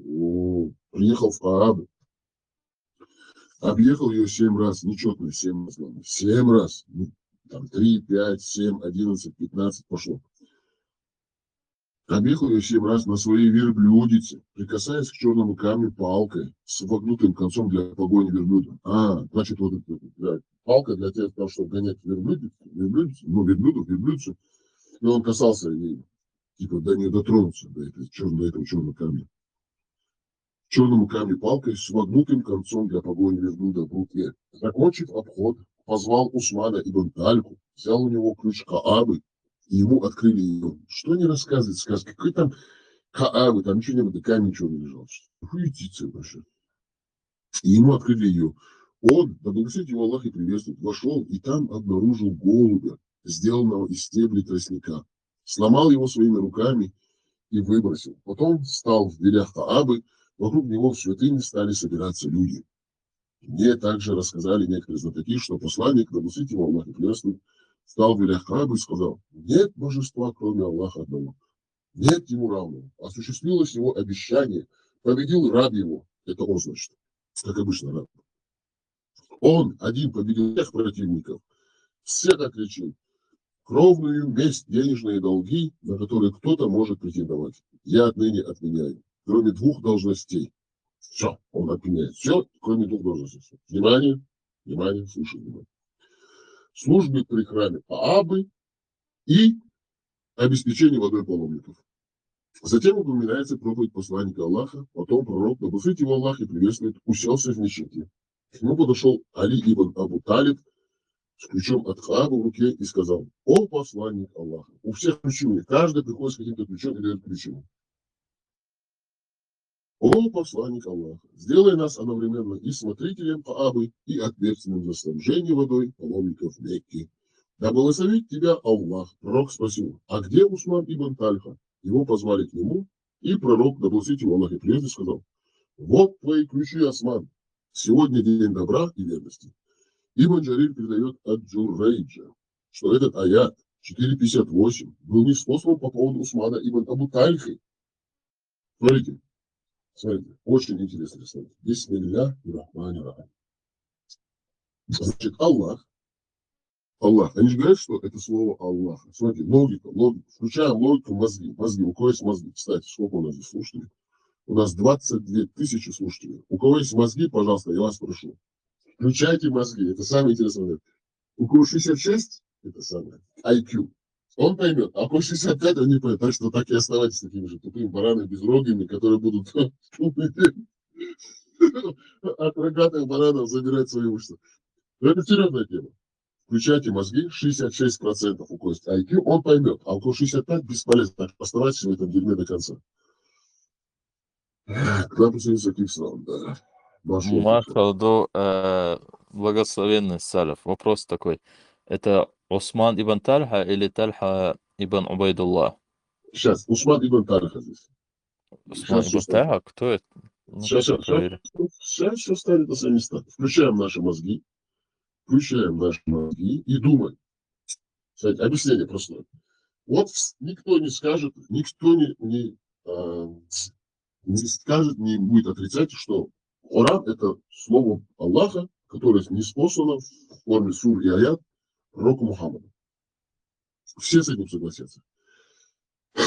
Но тут всегда, когда ты читаешь вот эти суры и аяты, каким-то чудесным образом иногда, мы не говорим, что все, есть суры и аяты, которые именно по случаю ниспосланы пророку Мухаммаду.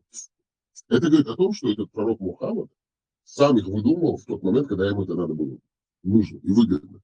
Есть сура про то, как Айша там ему изменяла, но потом она стала чистой. Он велел казнить тех, кто сеет смуту там.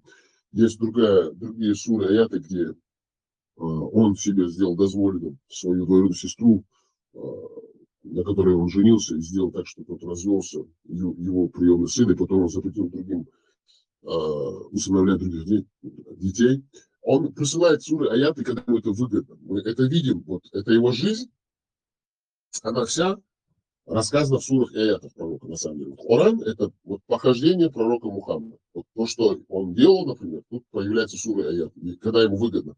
Или есть какое-то событие, в которое он замешан, и потом тут приходит сура и аят.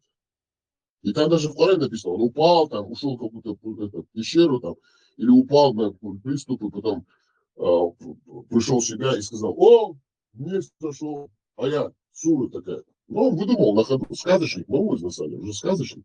Смотрите, здесь очень, очень интересный момент. Поэтому заостряем ваше внимание. Включайте мозги.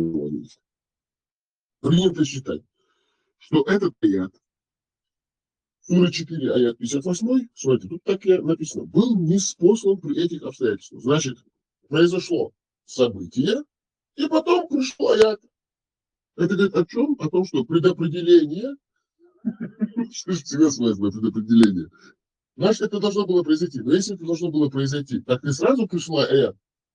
Пускай будет аят, и ты ждешь, вот это происшествие произошло, а ты говоришь, вот, аят же был такой, значит, это и произошло. Так нет.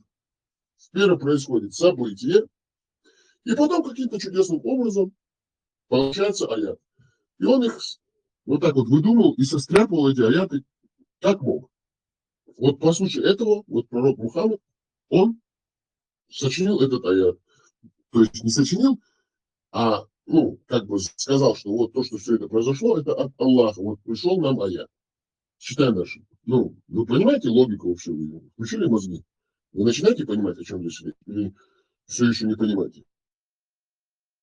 Дарья, крик сразу, крик сразу. У вас Понял, мозги я понял, включены? Я понял. Он что-то делает там, или вдруг у него, ну, пример приведут там, ну, аналогично такой, да? Резко у парня там эрекция, и сразу приходит аят. Ну, типа того, вы поняли, о чем я. Да.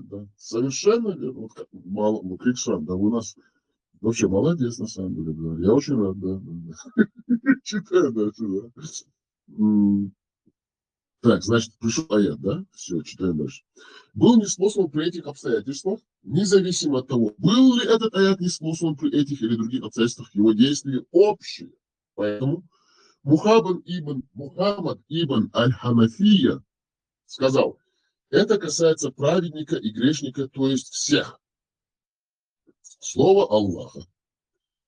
И когда вы судите среди людей, то судить по справедливости – это приказ Аллаха судить справедливо среди людей. Мухаммад ибн Кааб, Зейд ибн Аслам и Шахар ибн Хушаб считают, что этот аят был неспослан по поводу правителей, то есть тех, кто судит людей. В хадисе говорится, Аллах судьей, пока тот не совершит беззаконие. Так, интересный момент, потому что я же только что там вверху говорили, что любое решение судьи – это от Аллаха. Но тут же они как бы чуть-чуть противоречат себе, говоря, Аллах судьей, пока тот не совершит беззаконие. Если же он совершил беззаконие, ну они же сами себе противоречат, потому что они говорят, все, что принимает судья, это по законам Аллаха, потому что он не может ошибиться, он же ссылается на законы Аллаха. Но тут каким-то чудесным образом они говорят, что он может ошибиться, возможно. И значит, он совершил беззаконие, тогда отруби ему голову, отруби ему голову, отруби ему руки по шариату этому судье. Отруби руки и ноги Бамби. Он же всегда совершает беззаконие. Нет, как говорится. Сейчас они найдут оправдание. Аллах веряет его саму себе. О! Когда совершил беззаконие, он говорит, Аллах, я к себе это возвращаю совершение вот этого понимания решения. Я решу, отрубать ему или нет. Ну, конечно же, мне отрубить. Хороший хадис, по мнению Аль-Альбани, 1826. Одно повествование гласит, один день справедливости равняется 40 годам поклонения. Ты смотри. Значит, смотрите, дорогие друзья, очень интересно. Вот, например, если я совершил какую-то справедливость, какое-то справедливое решение сделал, значит, я 40 лет могу не молиться. Вот тут же могу не уплачивать закят, могу не ездить на хадж, могу не делать вот делать шахады. Вот могу все делать. Все делать. Я же справедливостью как бы сделал один день, там, занялся справедливостью. И 40 лет я могу быть спокойным. То есть один день справедливости, говорит, равняется 40 годам поклонения. Слово Аллаха. Ведь Аллах как прекрасно то, чем Он нас увещевает. Он повелевает вам возвращать верное имущество и судить справедливо среди людей. Все это содержится в Его законах, совершенных, великих и всеобъемлющих. Слово Аллаха, ведь Аллах слышащий, видящий. Слышащий ваши слова и видящий ваши действия. Вот такая вот история. Вот такая вот сура. Вот такой вот аят. Вот так вот. Если я совершил какое-то беззаконие, ничего страшного. Это Аллах за меня решит. Но вы будете, даже если страдать, вы должны быть благодарны. Говорит, как хорошо, что есть такое решение. Вот если есть реакции, пожалуйста, говорите. Салaf, благословенный коллега наш. Включите, пожалуйста, Шерлама тоже, он сюда тоже зашел, буквально сегодня. Давно мы его не видели, не слышали. А где он? А он внизу сидит, слушает. Все, Машвол, Шерлам Машвол, наш брат афганского происхождения, пуштун, хазареец, таджик, узбек в одном лице. Я тоже такой же. Все мы одни и те же. Машвол, Шерлам.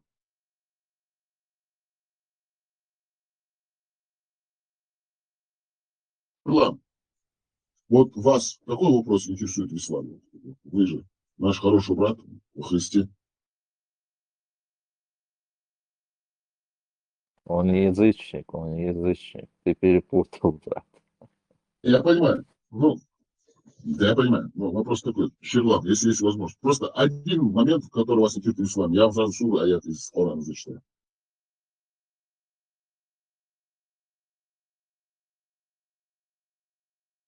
Шерлам молчит. Вот Лилит, давайте возьмем Лилит. Лилит, она очень умная девушка, мы это знаем. Высокоинтеллектуально развитая.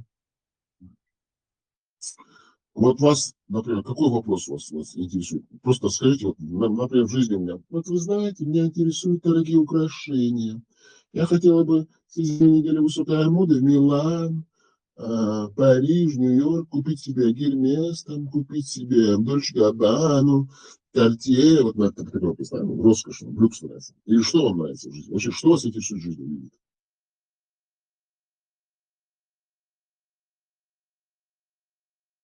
Лилит не слышит. Ваша жизненная кредо всегда. Да, да. Что вас интересует в жизни? Он суру аят из Корана сразу. На любой случай жизни. Молчит. Она не хочет называть свои тайны. Вот, например, меня интересует, как вкусно поесть и как хорошо поспать. Давайте прочитаем тогда суру аят про еду.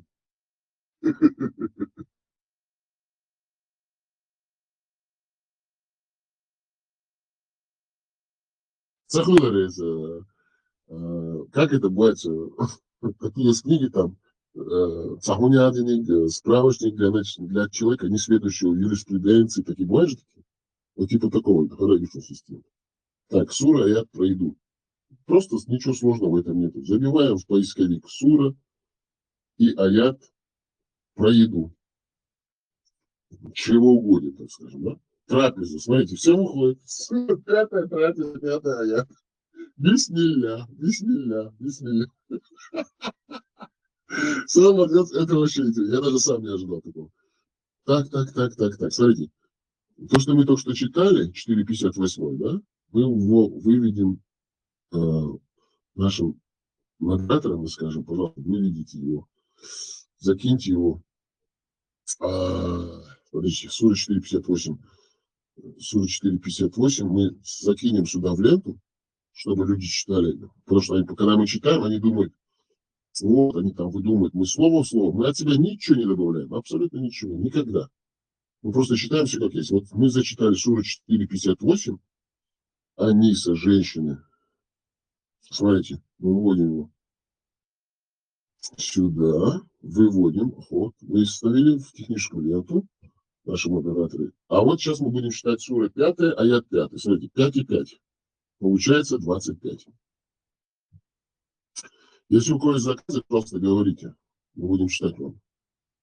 Сегодня день заказов. Сура и аяты из Корана. По заказу. С нами холостяк, понятно, все понятно. С нами Салам Маршал, ну, который молчит, ничего не говорит. Это самое, Ага. коллега, вот это сура 5, аят 5, это очень важный аят. Как мы знаем, есть такие мунафихи, кафиры, аузбилля, мусульмане, которые отрицают поедание пятачка. Говорят, что нет, пятачок нельзя кушать, хрюшу нельзя кушать, их надо по мультикам показывать, это харам и все такое там. Но в этом аяте мы видим, что хрюша и пятачок, они дозволены, они уже халяль. Они будут приводить аят из суры Бакары, который был до этого аята 8 лет назад, который был до суры 5, это сура Трапеза, и аят 5.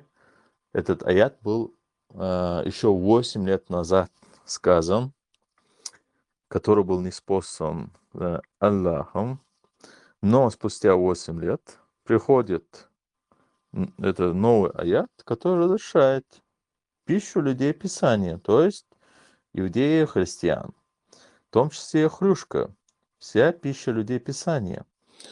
А мы знаем, если когда-то у них был аят, если нашему величайшему пророку, бедуину, что-то не понравилось, то моментально этот аят обновлялся, старый, короче говоря, устарялся, как Windows там в компьютере, да, там программа и все обеспечение, и заменялось новым. И так как этот аят уже пришел новый, после другого аята, который упоминается в суре Бакара о запрете поедания хрюшки, то мы видим, что ее можно кушать. Потому что каждый проходящий новый аят, который противоречит другому, значит, это старый аят, они, по шариату это уже как бы аннулированы, действительно, да, там. Но их можно использовать чисто как в стратегии, там, да, как в такие, все такое, там, показать, когда мы такие, мирные люди и все такое. Или, например, примазаться там к евреям, сказать, вот у нас тоже нельзя. Но есть другой аят, который дает примазаться уже христианам, понимаешь? У них есть аят, который сура Бакара, где говорится, что нельзя кушать хрюшку, чтобы примазаться к евреям. Потом есть еще другой аят, который может примазаться к христианам. Сначала, как мы знаем, этот чувак хотел примазаться к евреям. Он даже молился в сторону еврейского этого самого храма, называл себя последним пророком, называл себя Машиахом, но его отвергли. В итоге он понял, что с этим ничего не катит, и он решил принять курс такой уже с христианами. Потом у него и аяты появились, которые там указывают, что самые близкие являются христианами, понимаешь? Он такой, чувак, понимаешь, видит с этим пользу, да, сразу берет, говорит, оказывается, эти ребята были хорошие, оказывается, тут Аллах не разглядел хорошенько, оказывается, тут среди них тоже есть хорошие. Потом, если надо примазаться там к евреям, там есть аят, где говорится, там среди них есть люди, которые падают ниц, читают аяты по ночам, там. Короче, примазаться, обманывать, кручу-верчу, запутать хочу. Но факт есть факт, мусульманам можно кушать хрюшку. Кушайте на здоровье. Халяль, алхамдулиллах, Аллах дозволил. Так что нормально все. Внимательно прочитай этот аят, и ты поймешь, что дозволено. Вся пища людей Писания. В том числе и в этот критерий попадает и хрюшка. Что ли все? Все, значит, халялька? Можно, да? Халялечка? И, конечно, скоро сейчас найдут утерянный аят, и водочка будет халяльная. Ты видел в этом в Саудовской Аравии, там есть Да. Джек Дэниельсы, там 40% водки, там, и этикетка на нем 100% халяль. Бухайте, ребята, уничтожайте харам, применяя его вовнутрь. Все халялька, да? Да, ты фактически же уничтожаешь это, понимаешь, ты жертвуешь, ты становишься шахидом, там, выпиваешь его, да, и ты уничтожил вот это, то, что было внутри этого сосуда, этого стеклянного, понимаешь, ты уничтожил, все, его там нет. А как уничтожил? Применение Это внутрь. другой вопрос, да? Как уничтожить, другой вопрос. Да, так что есть еще там сказано. Путем самопожертвования. Да, путем самопожертвования, да, чтобы другой не выпил, чтобы другой там не сделал харам, и лучше я за тебя, брат мой любимый, сделаю за тебя харам, и за тебя буду я гореть во имя Отца, Сына и Свиного Уха. Короче, берут, бухают, говорят, я спасаю уму мусульман, чтобы другие не пили, я выпиваю за них. Я у них, короче говоря, краду это алкоголь, чтобы они не попали в ад. Я себя жертвую во имя евреев. Даже Понял. является какой-то формой, даже является какой-то формой истишхада, я даже так скажу. Да, конечно, вот представьте, есть магазин, да, там, алкоголя. И разбиваешь там такой, я вот, например, такой муай, да, весь там в этом, в этот тюрбане одетый чисто по сунне, у меня халат длинный, борода длинная, на голове пши, на бороде пши, и, короче говоря, по сунне это должен быть полностью забрызган кончиной.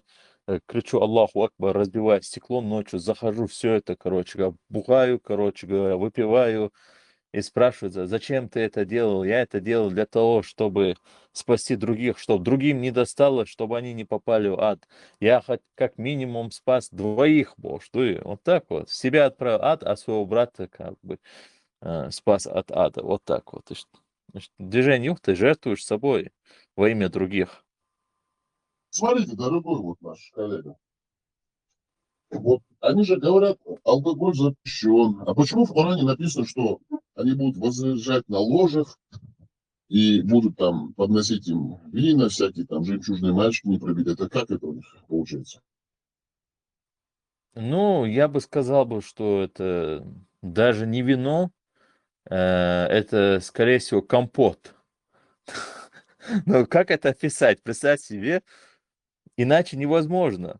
Вот, например, я попаду в Алхалу, там у нас будет полно бухла, мы будем по пьяни там биться друг друга, короче, развлекаться, смеяться, короче, нормально все, да, потом возвращаться себе домой, там, у нас будет пиршество там, изобилие вокруг везде там, мы, короче, делаем там вино, у нас есть там виноводочное, все есть, короче, бухаем, обилие еды полным-полно. И это нормально. Быть пьяным, развлекаешься, смеешься. И более того, я бы сказал, это хороший инструмент для того, чтобы узнать человека. Как говорится, что у трезвого на уме, то у пьяного на языке. Как бы можно узнать его сущность человека, да, кто он такой. Есть люди, которые, ну, в трезвом состоянии, они такие хорошие, машаллах, все такое. Но когда они бухают, когда они пьяные, то их нутро, оно выливается, кто они есть. Они показывают себя, что это за люди такие. Что нутро, что алчность, там, грязь, аморальность, там, все. Или он хороший человек, там, веселый человек. Вот так проявляется. Есть люди, которые проявляют себя. И я считаю, это хороший инструмент, чтобы познать человека. И вот то, что они предлагают там, ну, извините, пожалуйста, там какие-то девки, там, костный мозг виден у них. Я приводил этот хадис, который достоверный. Там кишки видны насквозь, короче говоря, кости видны. Плюс, короче говоря, только и занимается этим делом. У них какое-то бухло беспонтовое, там компот какой-то неопьяняющий, мед, который надо пить, блин, молоко какое-то, не знаю, странным образом он не портится, да. Представь себе, если каждый раз вот так пить, да, там, ну, диарея по-любому будет, но они говорят, что у них отсутствует там этот орган прохода, да, они будут там потеть, и через пот это все будет уходить. Короче, отсутствует. Я вот не могу понять, вот, да, как это у них так получается, при этом не совокупляется именно через то место, откуда, ну, выходит жидкость, которую ты применил, но при этом непонятно, почему нельзя было там сношаться, просто прикоснувшись, с взглядом, там, ну, много противоречий мы видим, но вот именно вот этот компот, он мне не нравится. Я бы вот я не знаю, как это описать. Это компот. Да? Я не хотел бы вот такой рай попасть. Там бабы какие-то страшные, не знаю, как в зомби-ленд попал, там, да, насквозь их мозги видны, там, не знаю, что беспонтово этим делом занимаешься, смысла нету, ради чего там, да, даже животные знают, ради чего этим занимается, чтобы сделать потомство, там, любовь, там, когда ты любишь человека, да, там, а у них там и это отсутствует, там, понимаешь, ну, такой мазохизм, садохизм, там, да, и вино такое беспонтовое, ну, чисто компот. Ребят, сами сделайте вывод, никакого у вас вина там не будет, там, у вас будет там чисто компот, будете там пить компот себе, так что давайте к нам в Алхалу, там лучше. Marshall Hershon. Jafar ve čaj vkusne voda hegdu aler ahmel mol et. Sa koridor doç. Aş vino modu düç. Abu Jafar da goşun ta yok kumaja yoş. Ta dok Да, sport laitilin. Dago Хуотсуна. Арбо Шухач, Арбо Уоз, Жукти Шухач, Жукти Уоз, непонятно, кто Испан Шухач, Испанец Уоз, аморальный, короче, басурманин, да, знаю его, короче. Антарктиде хочу, пингвин хила мегну, примерно, то элэг мунду, да. Вот он недавно сидит там, один еврей сидит, я его тоже знаю, из Израиля. Он говорит, по сравнению с нашим Творцом, ну, они не упоминают его имя, этого Яхва, да, это 4 буквенное у них Яхва, они говорят, тетраграмматон его называют, да, там, высшую такую силу влиятельную. И он говорит, в отличие от этого, ваш Аллах всего лишь солнечный зайчик. И он за ним повторяет, говорит, понял, хорошо, Аллах это солнечный зайчик. И он переобувается прямо на лету, как шаолинские монахи, видели, прыгают там на лету, там и сальто делают, и, короче говоря, разворотом, вертушки там бьют, там, пока не приземлятся, все что угодно, там даже успеет там приготовить там яйцо на сковороде, да, там на лету. Он такой чувак, да, он все что угодно будет рассказывать. Но это чисто компот. Компот. Там не описано сладкое, не сладкое, там ничего такого нету. Там чисто вот это компот, без понтов, без сахарный там. Представь себе там. А вместо сахара у тебя есть вон мед. Если хочешь, там мед пей, и компот пей, да, там, и еще молоко. Представь себе у нормального человека, что произойдет в животе после этого. Осуждаю питье меда. Ну, Tās hicviem guštēlā dēc, škampoti, hidu boš. Avram za džimo šēni, هو vino hırdubar, amel melçi ağınca kortola zurbat, pakneli yezerias, amel çağın, mastreni, masum, hıribor. Yumujdit, sen dva guri, hıryon, hıradon. Malar masum dit, nint eş hadit ram, siga taama ya, mayatam, bavit, edni babı. Скорпион. Более того, те бабы, есть хадис достоверный, который описывается, что мозги, костный мозг будет их виден, кишки, орган, прозрачная кожа. Представь себе, ты с трупом там сношаешься, фактически, который видно все насквозь, да, там. И плюс они одеты непонятно в какие-то шаровары, там, 70 там чем-то одеяния на них. Нафиг это нужно, 70 чем-то одеяния? Вот какого черта это нужно вот одевать, чтобы скрыть свой образ трупа? Накидывают пуху накидывают. Да, пух, да. Маршал, Медуза, у нее тоже все просвечивается там.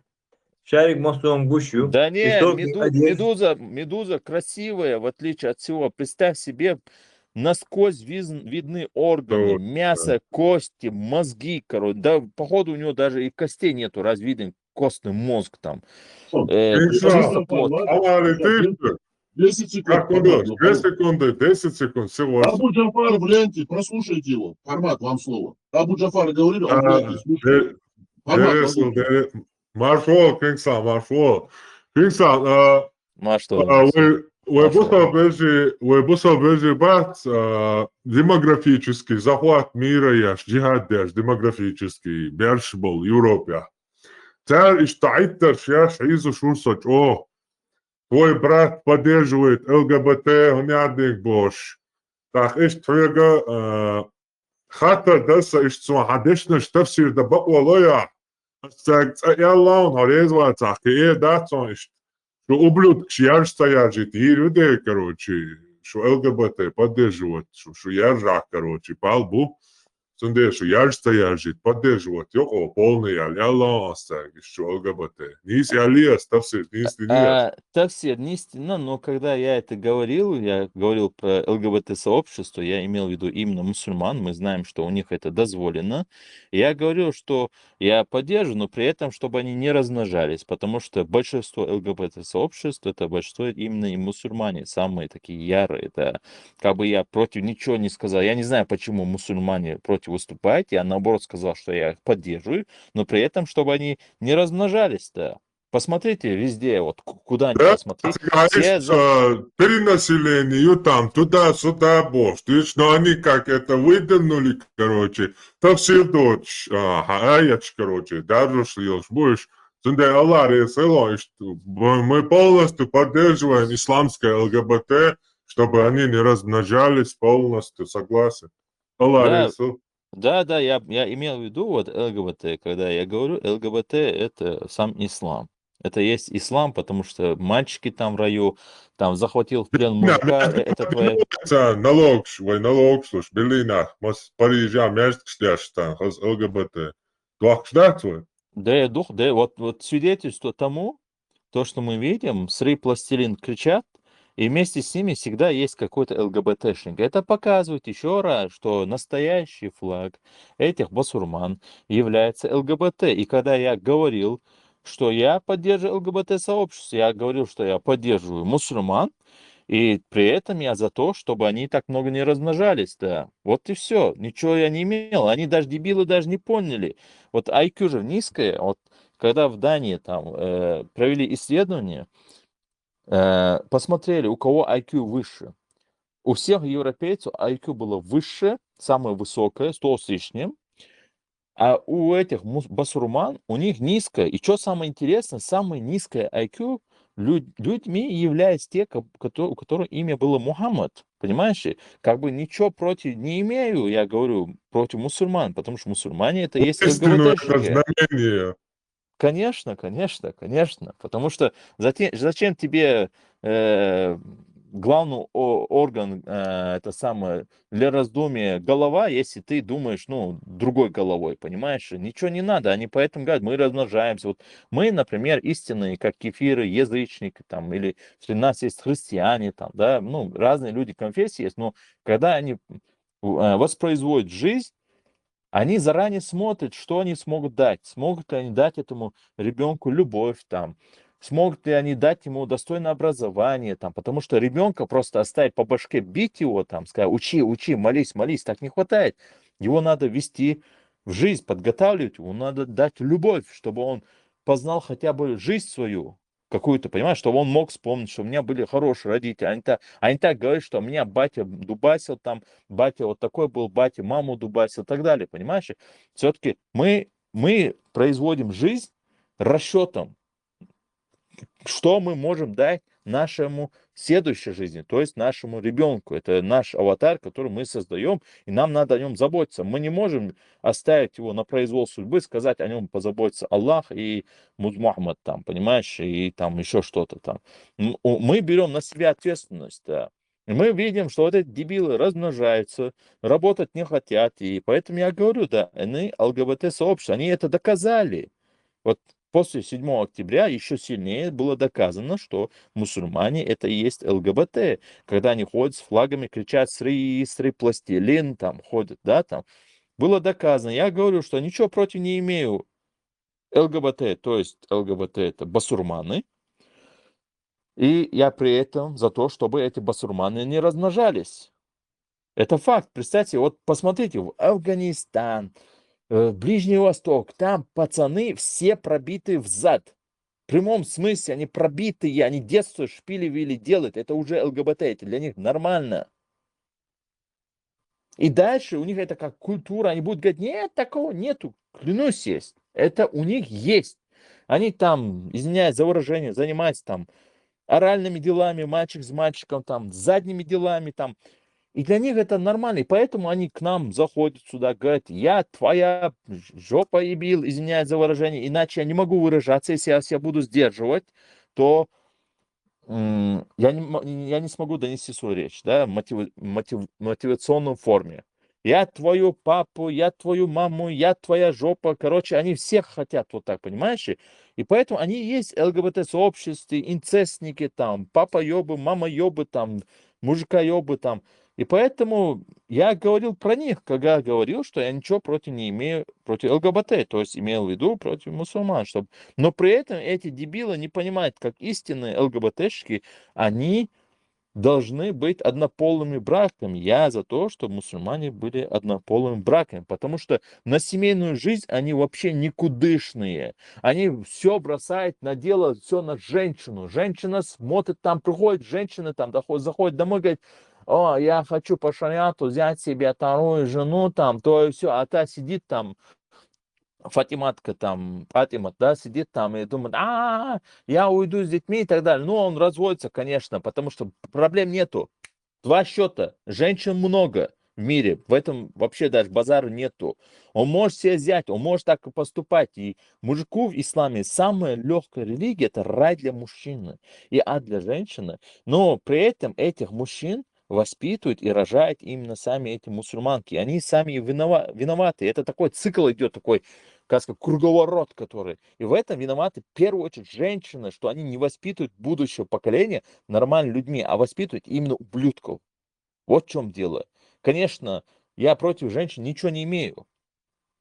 Ну и вот таким образом, понимаете, я говорю, вы не способны с женщинами что-либо понять их, познать им, изучить философию и так далее. У вас тем более нету в исламе понятия там взять, там, добиваться любви. У вас сказано в Коране, добивайтесь вашей женщины посредством имущества, то есть проституция, блядство.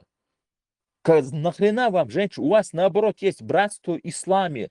Полюбить своего брата. Если ты испытываешь чувство к своему брату по вере, поспеши ему признаться в этом чувстве. Так идите друг друга долбите, вот и все. Я больше ничего не говорю. Я поэтому не имею против ничего, против ЛГБТ-сообщества. А ЛГБТ – это ислам. Для меня это так. Но эти дебилы не поняли. Посмотрите на них, когда сядут там друг друга любезничают, педики натуральные. Ой, машалла, Алладя, как я тебя люблю. Алладя, весом, вай. Друг друга на бороды там мажут там руками. Я лично такую хрень видел, блин. Обнимаются там, блин. Они даже с женой даже так не делают. Представь себе, это разве не ЛГБТ, что? Они просто-напросто даже на улице нельзя с женой за руки ходить. Да, блин, лучше с женой я буду ходить. И я не буду этого стесняться, чем буду сходить мужиком. Это сунна, ходить мужиком за руки. Такой нежно идешь, такой, попрыгиваешь, как, ну, я вот просто образно это говорю, когда девочки идут, там, прыгают, да, там, подружки, вот то же самое, блин. А женщины держат, не, такой нельзя, Умар ибн Хаттаб сказал, там, и избил там одного чувака за то, что он там просто разговаривал, смеялся со своей женой. А он говорит, ты зачем с ней говоришь? А он отвечает, ну это моя жена. А люди не будут понимать, что это твоя жена или нет. А мужиками ходить нормально. Умар ибн Хаттаб такой задний пробитый чувак, который был, и которого мы знаем историю, который сами же мусульмане хотели его уже зачистить, говорили, у нашего благословенного, как они называют там его, блин, это же рабы там, как они называют, нашего господина, представьте, они говорят, у нас нету кроме, никакого Господа, кроме там Аллаха. Но у них есть господины там, Умар ибн Хаттаб, Османы, и все такие господины, да, и рассказывают, у нашего господина Умара ибн Хаттаба была анальная проблема, которую можно было решить путем средства там спермы, то есть поняли, да? Это их ученые, чтобы отмазать его, рассказывали. Он говорил, мне плевать, этот Умар ибн аль-Хаттаб говорил, мне плевать, в кого я вошел во времена джахилии и кто вошел в меня. И тогда они начали отмазать, там, говорить, не, у него была болезнь анальная, которую можно было решить, лечить только посредством там спермы и все такое.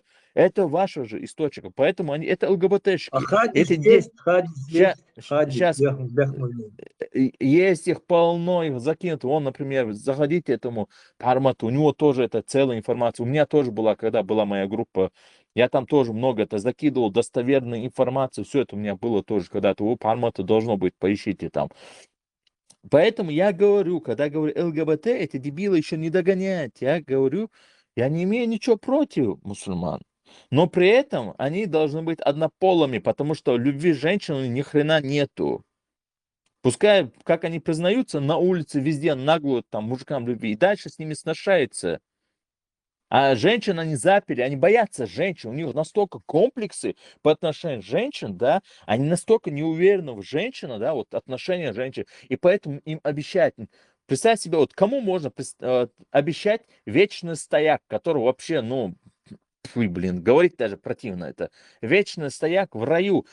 Это может предложить человеку, который имеет какие-то комплексы, который в этом не уверен, там, в этом деле, понимаешь? И ему хочется. И поэтому, конечно, ему приходится показать свою маскулинность, там, забив ее, там, дома сижи, молчи, я мужчина там. Если ты мужчина, тебе не надо даже это болтать, доказывать. Ты уже знаешь, что ты мужчина, да?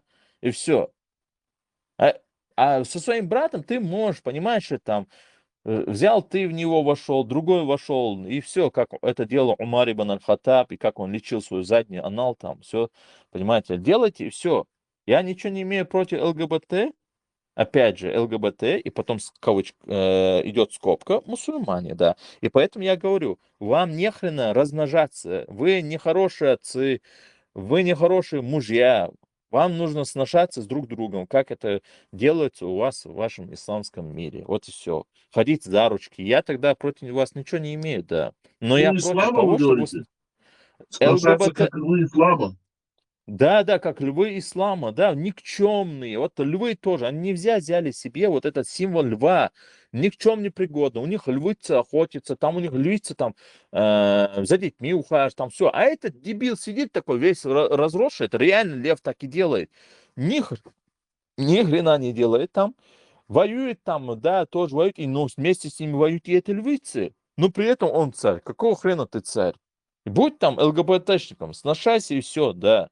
Да, а женщина, да, могут тебя позвать, сказать, да, иди сюда, да, для того, чтобы держать демографию, вот так, короче говоря, сношайся, да, ну, вы ни в чем не пригодны. Поэтому я говорю, когда я говорю по ЛГБТ, всегда помните, что есть скобка, это значит ислам в этом скобке. И поэтому я имел в виду, я не против ничего мусульман, ЛГБТ, то есть вы поняли, да, ЛГБТ и ислам, это синоним. Это синоним, это одно и то же для меня. И это факт. И при этом, так как у вас есть любовь только к своему, ну, мужикам, да, где вы можете друг друга там за ручки ходить по суне и все такое, я поэтому говорю, хватит вам, дебилам, размножаться. Дайте нормальным людям, образованным людям размножаться там, которые там трудятся для того, чтобы хоть одному этому ребенку построить дом, чтобы хоть они не делают так, чтобы расплодятся, и эти дети не знают, откуда взять деньги, хлеб, откуда бы им покушать. Они ставят одну ставку, они заводят детей определенное время, когда уже готов дать ему все, обеспечить его там, дать ему счастливое будущее, что он вспоминал, ох, какое у меня было будущее. У меня папа мне давал все, мама давала все, я был окружен любовью, чтобы это квалитет. Когда ты воспитываешь общество, воспитан любовью с квалитетом, это общество будет еще лучше. Но вы, дебилы, этого не понимаете. Вам наплевать, вам надо это умножать вашу секту, понимаете ли, что надо плодиться, вам пофиг, блин, вам дела до него нету, вы даже работать не хотите, вы открыто сидите в соцсетях, говорите, сидящие на социале, там, везде, кричите, а пускай нас кафиры кормят, нахрена мы должны работать, они и так нам дают, они нам обязаны. Нет, они не обязаны. Вам был обязан ваш Аллах, вы вообще стали кафирами, как сюда приехали, да еще вы пробитыми кафирами стали, попросили помощь у ЛГБТшников. У Сороса попросили помощь. Вас Сорос снабжает, который напрямую является снабженцем ЛГБТ, который сам, возможно, и является ЛГБТ, там, не знаю, или бисексуалом. Так что вот такие дела. Вы поняли мою суть, что я хотел донести? Знаете всегда, когда я говорю, что я говорю ЛГБТ, это синоним, который взаимосвязан с исламом. Вот так.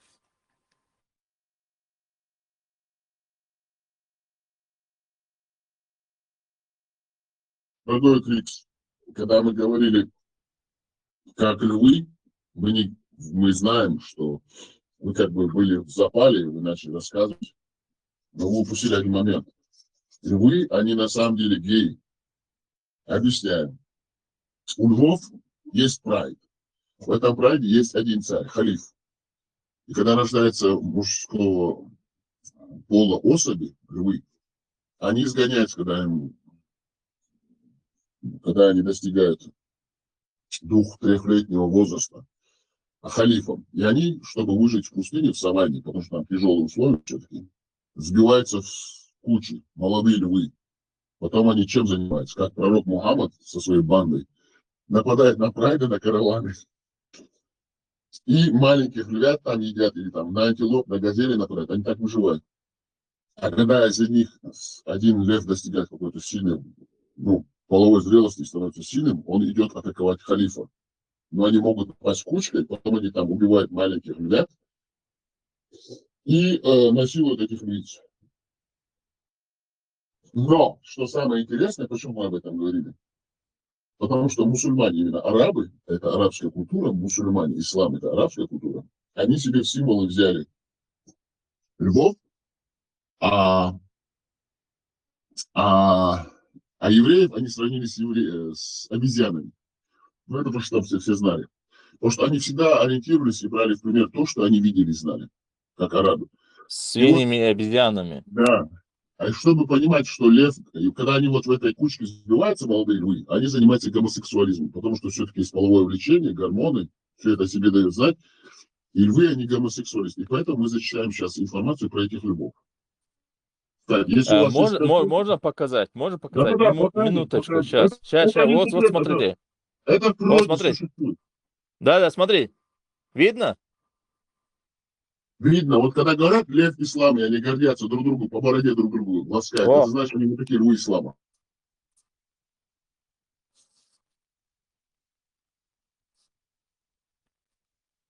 У них сильно распространен вот этот гомосексуализм, и у них это сунна друг с другом за ручки ходить, безусые мальчики насиловать вот друг друга, насиловать, тоже заниматься любовью, в принципе, они насилуют.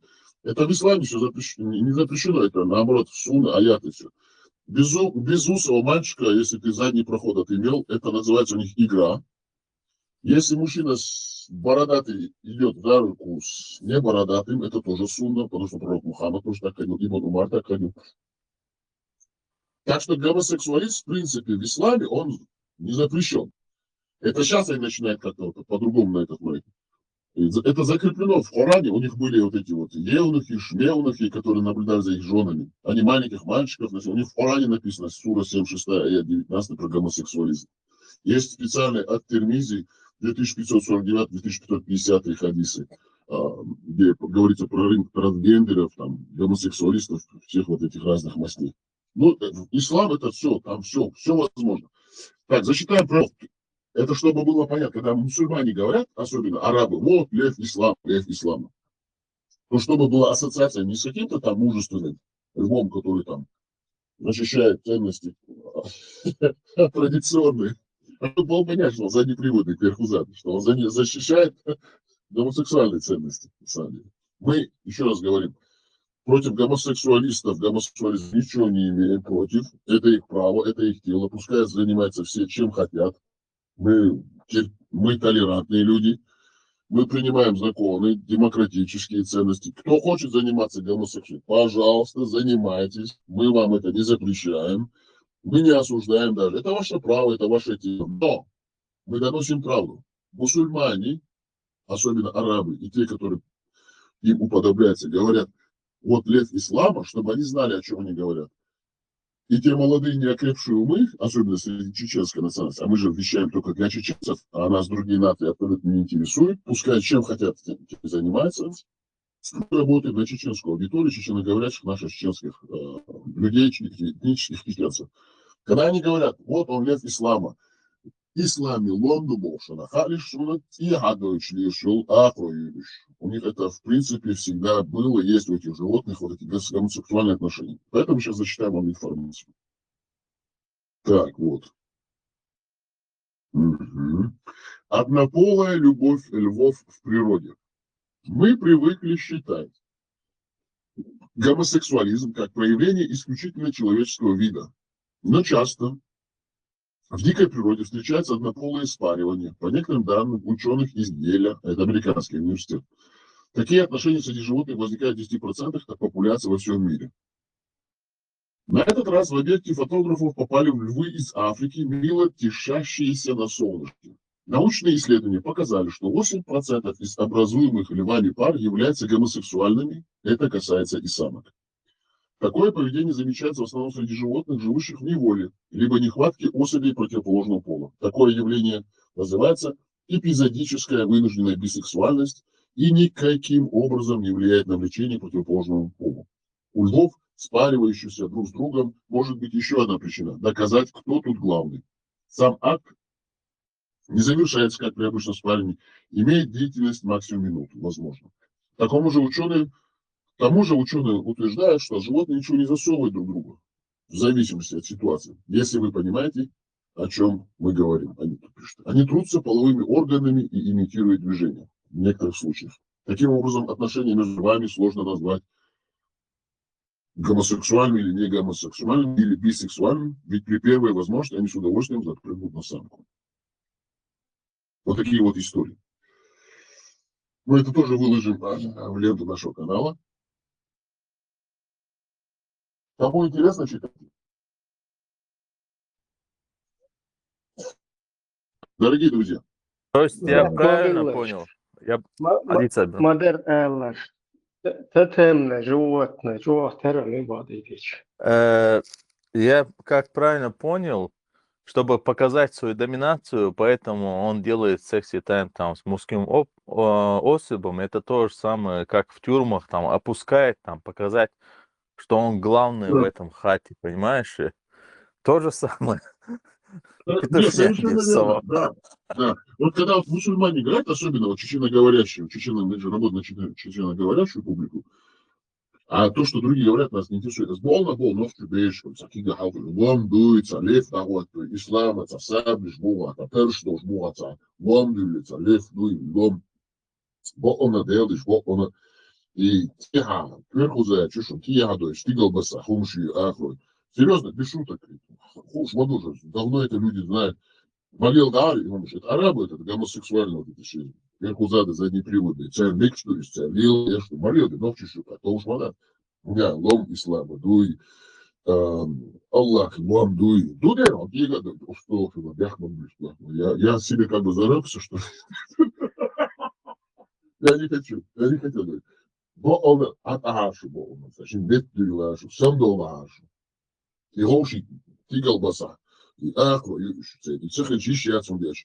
У них один халиф, лук шей, тимон шей, и цехпусище голцунах, голорцунах, елки зеленые, елки хадыгабай. Это яхет. Да, мне как они говорят, вот это, гарем. Это же, прайд, это же гарем. Он их вычленяет, и поэтому они вынуждены друг другом заниматься этим делом. А может быть, даже не вынуждены. Короче, показывает, кто дома в хате, батя, да, говорит, хажал канте, ах, вот, дади, вот, цаусунан, хая, дас, короче, да, царди, дом, бош, дас, показывает, короче, твое место среди моих женщин, бош, да? Да. Нет, не смейся, это серьезная тема. Между прочим, свой цахца, а вот что в системе, вторую очередь, зудялу, еще очередь, аж мовой, зудацеялу, шляш, дуки, наш мовой, зудацеял, штегрибу, он говорит, вторую яцкой, дас халифат моего, и на вот уже раз, шей, ах, что, эйла, бол, раз, шкелбанча, шей, зудри, да, слово, колгаревы, цана жиру, хульцу, мукона жиру, хульцу, реально, кой жиру, хульцу. А переход не склад, там, шабашки, стройки, там, ах, там, научился, зудацеял, цунят, и гаремной системе, как у арабов при халифате, как у турок, только это цель. Дармадари давишь, дисат зуда ялуш, аж махалиш, инца должен цель. У арабов это также, даже он в Дубае, цыган, Саудовская Аравия, еще давишь, наисаны зуду, еще долаешь, аж буш, это практика, это арабская практика, исламская. Даже поэтому они сказали, пророк Мухаммад, вечера, шезуды харам обвиниться, он прекрасно знал, что кич будет шезуды дола, и поэтому сура есть такая, сура 4, аят 23. Вам запрещены так. Дагар Мадина есть хадисы достоверные. Это даже не причина для того, чтобы смеяться. Его индюкация. Даже что и. Судя, моду целью. Арбо челлендж ночью шукадя. Веща из зудя аллерии, шишичи аллерии. Это чисто винные повадки. Он же сидел, этот музмама, 20 бедуинов. Лично бойца. Книга Острофила его. Острофила. Передаться Джаву и Мосу будут... Но знай вот что, брат. Это не спасло нашего Музмахмада. Да. Хотук хак шлял Маоис, и он наблюдал за этими зверюшками. Вот это. Обезьяну он увидел, говорил, тут поясанцун, изде, он. Вот примеры с ним же брал. Потом, обезьяны евреи, про евреи, обезьяны свиньи, вот все. Тур аяты. И теперь поэтому, когда евреи к нам заходят, ваша мирная религия, потому что это не наша вообще религия, во-первых, это арабская, и не надо нам приписывать арабские эти штучки. И что самое главное, он наблюдал за этими львами, и чисто его повадки он взял на себя, себе принял. Гарем вот это создавать, запрещать своим сподвижникам, сахабам, вот это татабин, аттабиинам, ансарам, шезудышке, макиде, холцума, сурыш, аеш, пророка, женщины запрещены, сахулябы, да, но не забывайте, что и вершил, цунзуды, шабил, тяхай, халки, намаятница, цундельцун, цара, наследник, вачу, нету у пророка Мухаммада никакого наследника, вообще никого, его все последователи, потому что у них борьба, как у львов.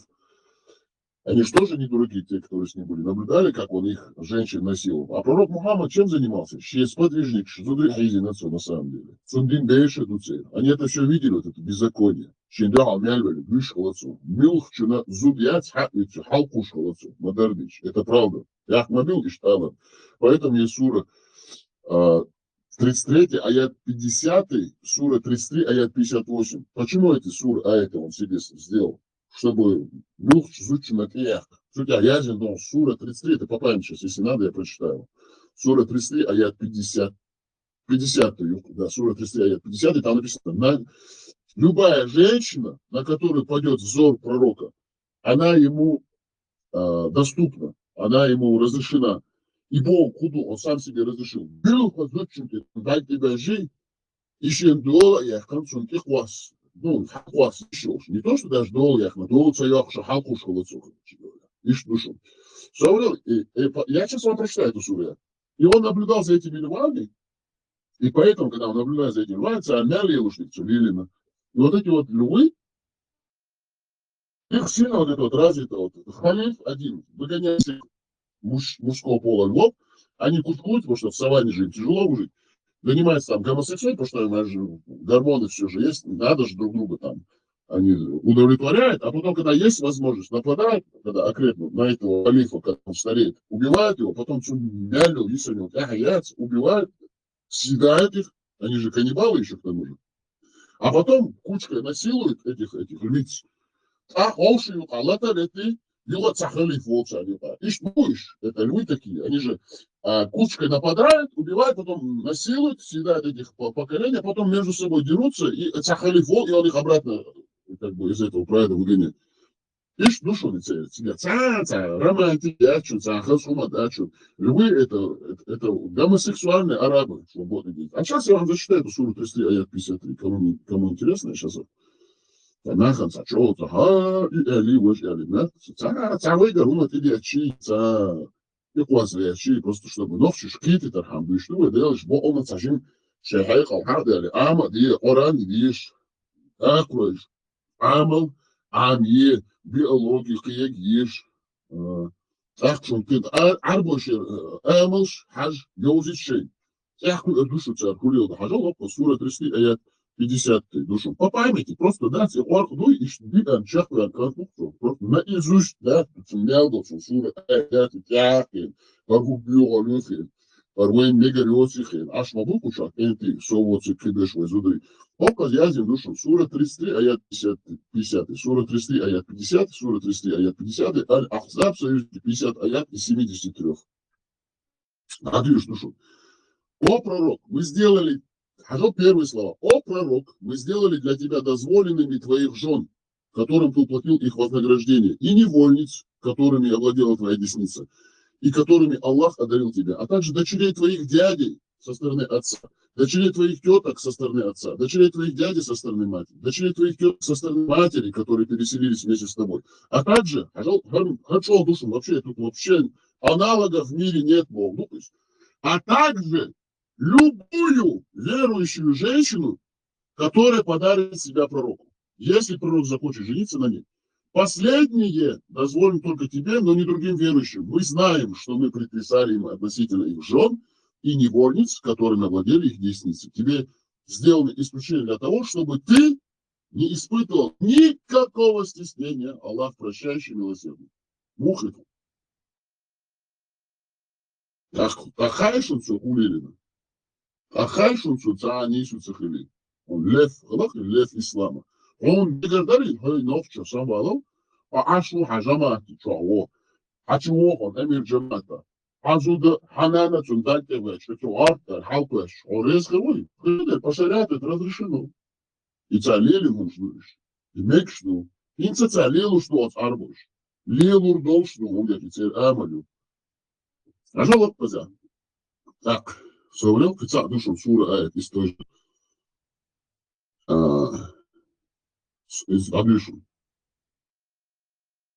Кузя, дух бог, слушай, Аль-Ансабиат, вот эту суру почитайте, просто 50, сура 33, что бурдуш у тебя, вообще био у тебя, ядыма. Сейчас я вам прочитаю эту суру 33, аят 38, по памяти я сейчас поищу. Сейчас я вам прочитаю. 38 сейчас я сразу вам прочитаю, чтобы было понятно. Особенно прочитайте сура 33, аят 37, до суры 33, аят 52. Вообще, что интересный момент ушел тебя. Каждый душил тебя. Смотрите, вот, сура 33, аят 38, сейчас. Ага, вот сюда. Сура 33, аят 38, сура 33, аят 38, сура 33, аят 38, Аль-Ахзаб, союзники, 38, аят из 73. Читаем. На пророке нет греха в том, что предписал для него Аллах. Что? Это уже предопределение. И то, что пророк сделает, в нем нет никогда греха. Я вам сейчас это все зачитаю. Такое было установление Аллаха для тех, которые жили прежде. Веление Аллаха является решением предопределенным. И Бог куду. Пророк Музмама говорит, что все, что он делает, это все правильно, потому что это предопределено Аллахом. И Аллах никогда не будет злым или недовольным тем, что сделал его посланник. Потому что все, что делает его посланник, это ему предписал сам Аллах. Видите, что какая там сцепка, какая связка? Читаем перевод. Арабский матах душина. Макана ала аннабию мин хараджин. ثم فارد الله له سنة الله. Раском это пишу, но в чем это, то есть, как говорил, это Рамазан, не говорю, вот, закрив. Руслан закрив, говорит. Русский под-русский, шнырь, елей, хочу. Так, читаем по-русски, что вообще без всяких ставок. На пророке нет греха в том, что предписал для него Аллах. Таково было установление Аллаха для тех, которые жили прежде. Веление Аллаха является решением предопределенным. И вот так-то такая сцепка. Предопределение, все, что сделает Аллах, значит, ему это предписано, он это избежать не может. Но одновременно все, что бы он ни сделал, то Аллах ему всегда будет милосердным, благословным и всепрощающим, потому что это его посланник. И то, что он делает, ему и сам Аллах предписал. И он не будет на него злым. Значит, все, что он делает, это нормально. Насиловать чужих женщин, убивать. На кого глаз у него попадет, кого-то брать себе типа в жены, насиловать тоже, это все хорошо. И штука из шадек. И львы Аллах, вот они являются этими насильниками, маньяками. Сундера, шайда диля хаж. То жамата, усо эмирица, халифу, чувен, сазуда санана, саишет, сухиза юлич. Судмек штукис, потому что он по сути пророк это делает. Шейх дил, цажим самдул, так львы Аллаха Бог молил, вверху зад, задний приводы, мадрат свой. Как это ты можешь ходить там, сношаться с кем-то? Да, нет, да, говорю я. Смотри, Саров, как бы он не захотел защитить свою честь там, или чтобы на его там женушку прыгал там женщины, но это не спасло. Мы знаем, сама Аиша говорила, а ну дайте им в рот титю, чтобы они ко мне заходили.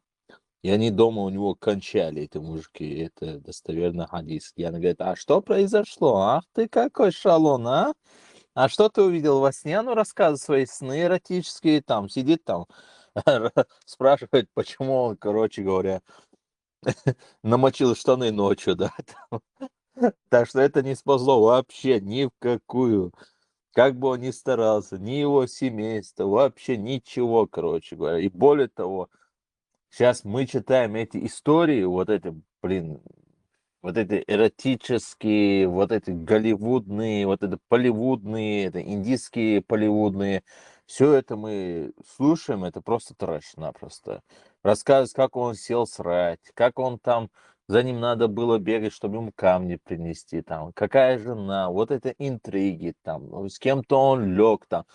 Вы представляете себе, просто в голову включите и подумайте. Ничто не спасло. И плюс этот, сумасшедший психопат заразил почти, ну, 30% мира этой болезнью.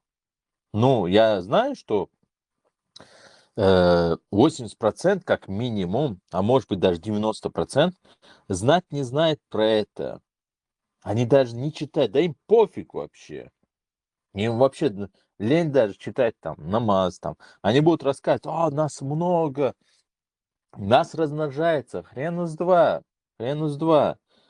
Мечети открыли. Ну, открыли мечети, и чё? Открыли мечети, да и чё? Но в отличие от количества, примерно возьмем в Германии, когда я жил, я анализировал все это, смотрел, даже когда был мусульманином. Мусульман много. Но в этой мечети не так много стремятся, как должны были, по идее, стремиться. А почему? Оказывается, очень много людей покидает ислам просто массово. И этот оборот просто берет конкретный оборот. Это как лавина идет.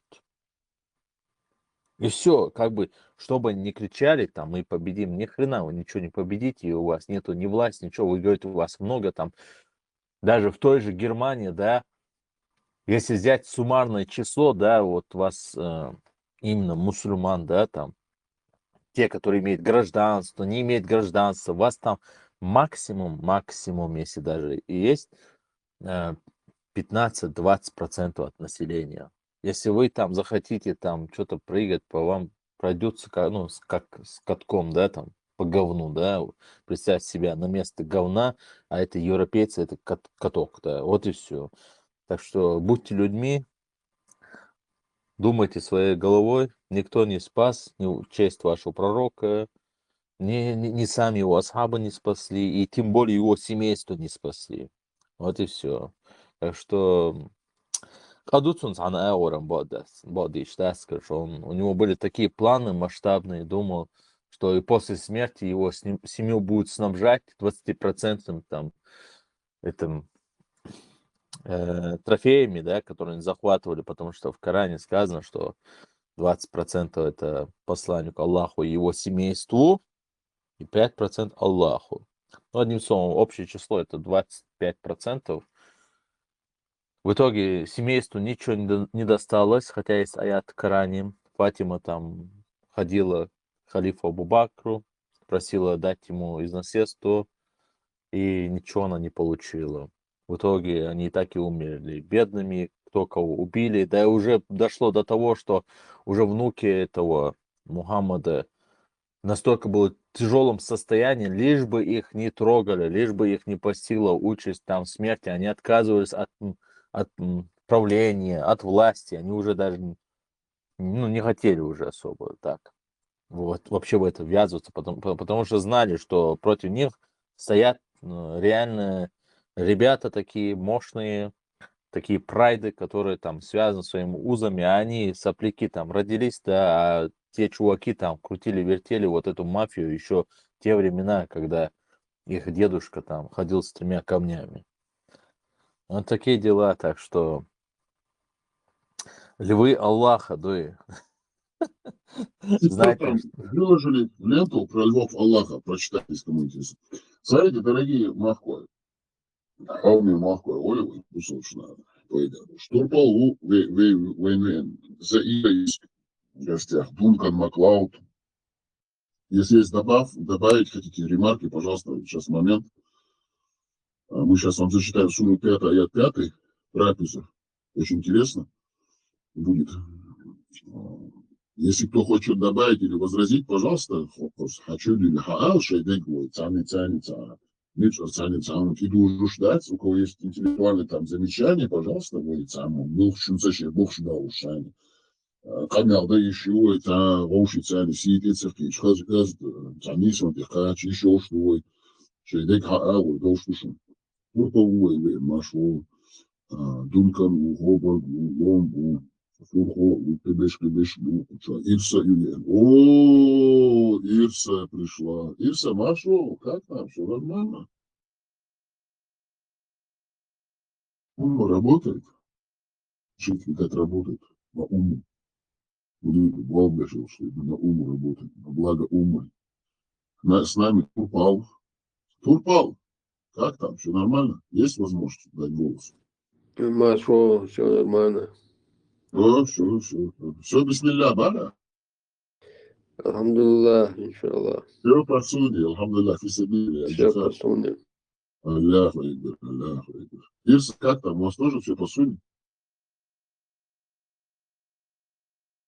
Ирса будет упорно молчать. Я ее знаю, да? Она провокатор, варится. Мы вас взяли на карандаш, Ирса, братцы. Мы вас взяли на карандаш. Вы прослушаетесь, Ирса.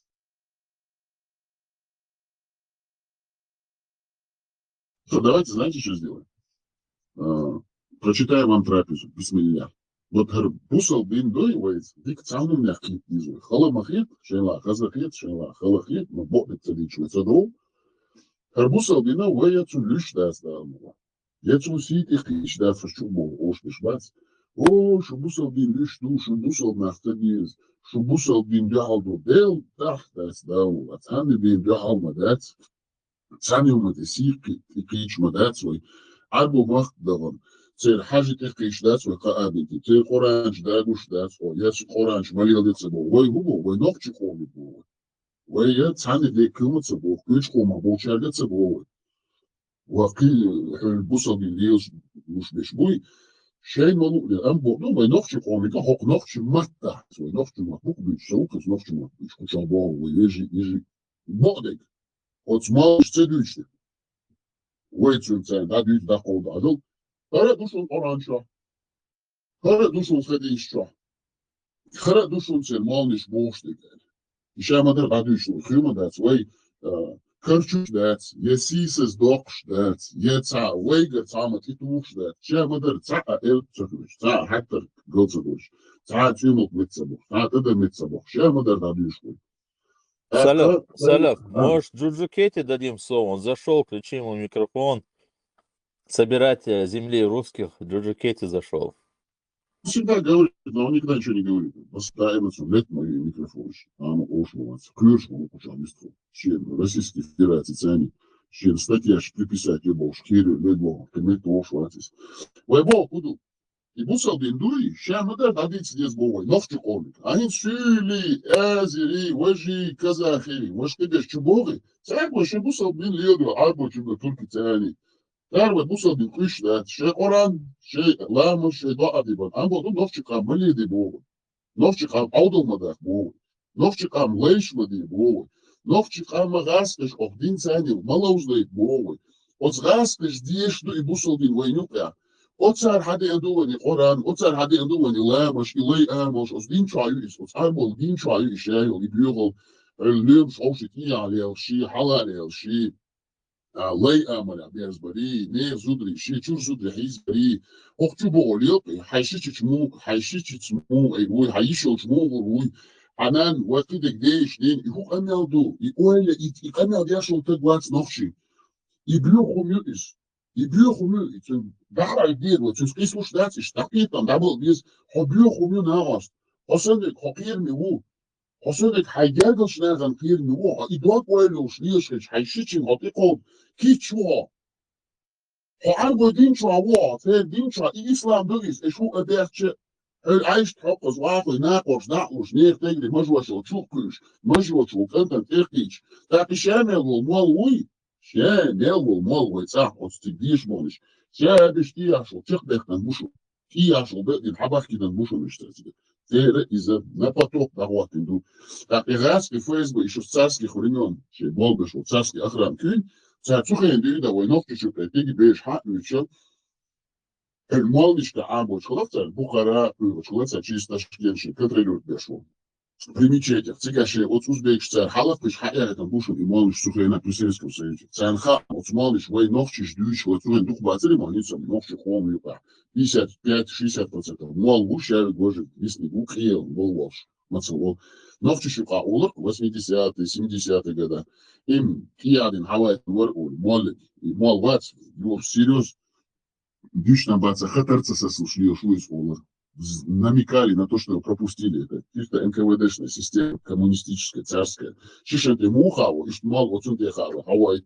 Примечайте, аш малыш мой старый педофил, узбек, коли таджик, коли арбош был. всегда. Потом Советский Союз разрушился, распался. Сирия, Иордания, всегда ошла, солнышко, всегда, Египет, всегда, Халакуш, Хабахки, там, Бушун, Херноу, Ишбаца, Шахида, Махида, Варбаца, это новое поколение. Шабиш, как прям, Бушун, как прям, Иштияш, Удадин, Хабахки, там, Бушун. Приедер Биеви, Придудаеву, Маяет и Нахцик, Цаюшцик, Диши, Цаюш, Яча, Ага, под колоннами, от Скени, Щухоши, Кигина, Хазал, Балбошло, Новчи, Кигина, всегда ошла, это, Диши. Маяет Бог, Леща. И Бахтана, НКВДшный, семейный подрядчик, видите, штука чешер, бамбарсон. И бежите, где да, лавстигаться, халпиш, и одяж, халадяж, богадяж, мусоргунда, да, хабуахи, царь, и бьюгар, я живу, опущен, улиц уже, все у него. Цац бочен, и мажво, цац бочен, и тедеща, ница лицани, теден, хавая там хулин. И тедеща, и яхич, и шамадр доузит, ахи, и проповеднические деятельность, распространять, что чахаешь, держишь, и биогаляц, и дин бокшу, ислам дин не био, люди Коран суна, так чеш будешь опущенный, и я халашдин, хабаски там. И вот уже воюющий поток. Первое поколение, второе, третье, четвертое, хадов штука, и биохал. Шави буку щеквая, Рамазан, Музмагамада ушел из щеквая, 100 пудов. И за мол шаряцкий, хейла, щеквая. Кади. То дюйца, вода сборник, ценца, хочу шла душа, и руис.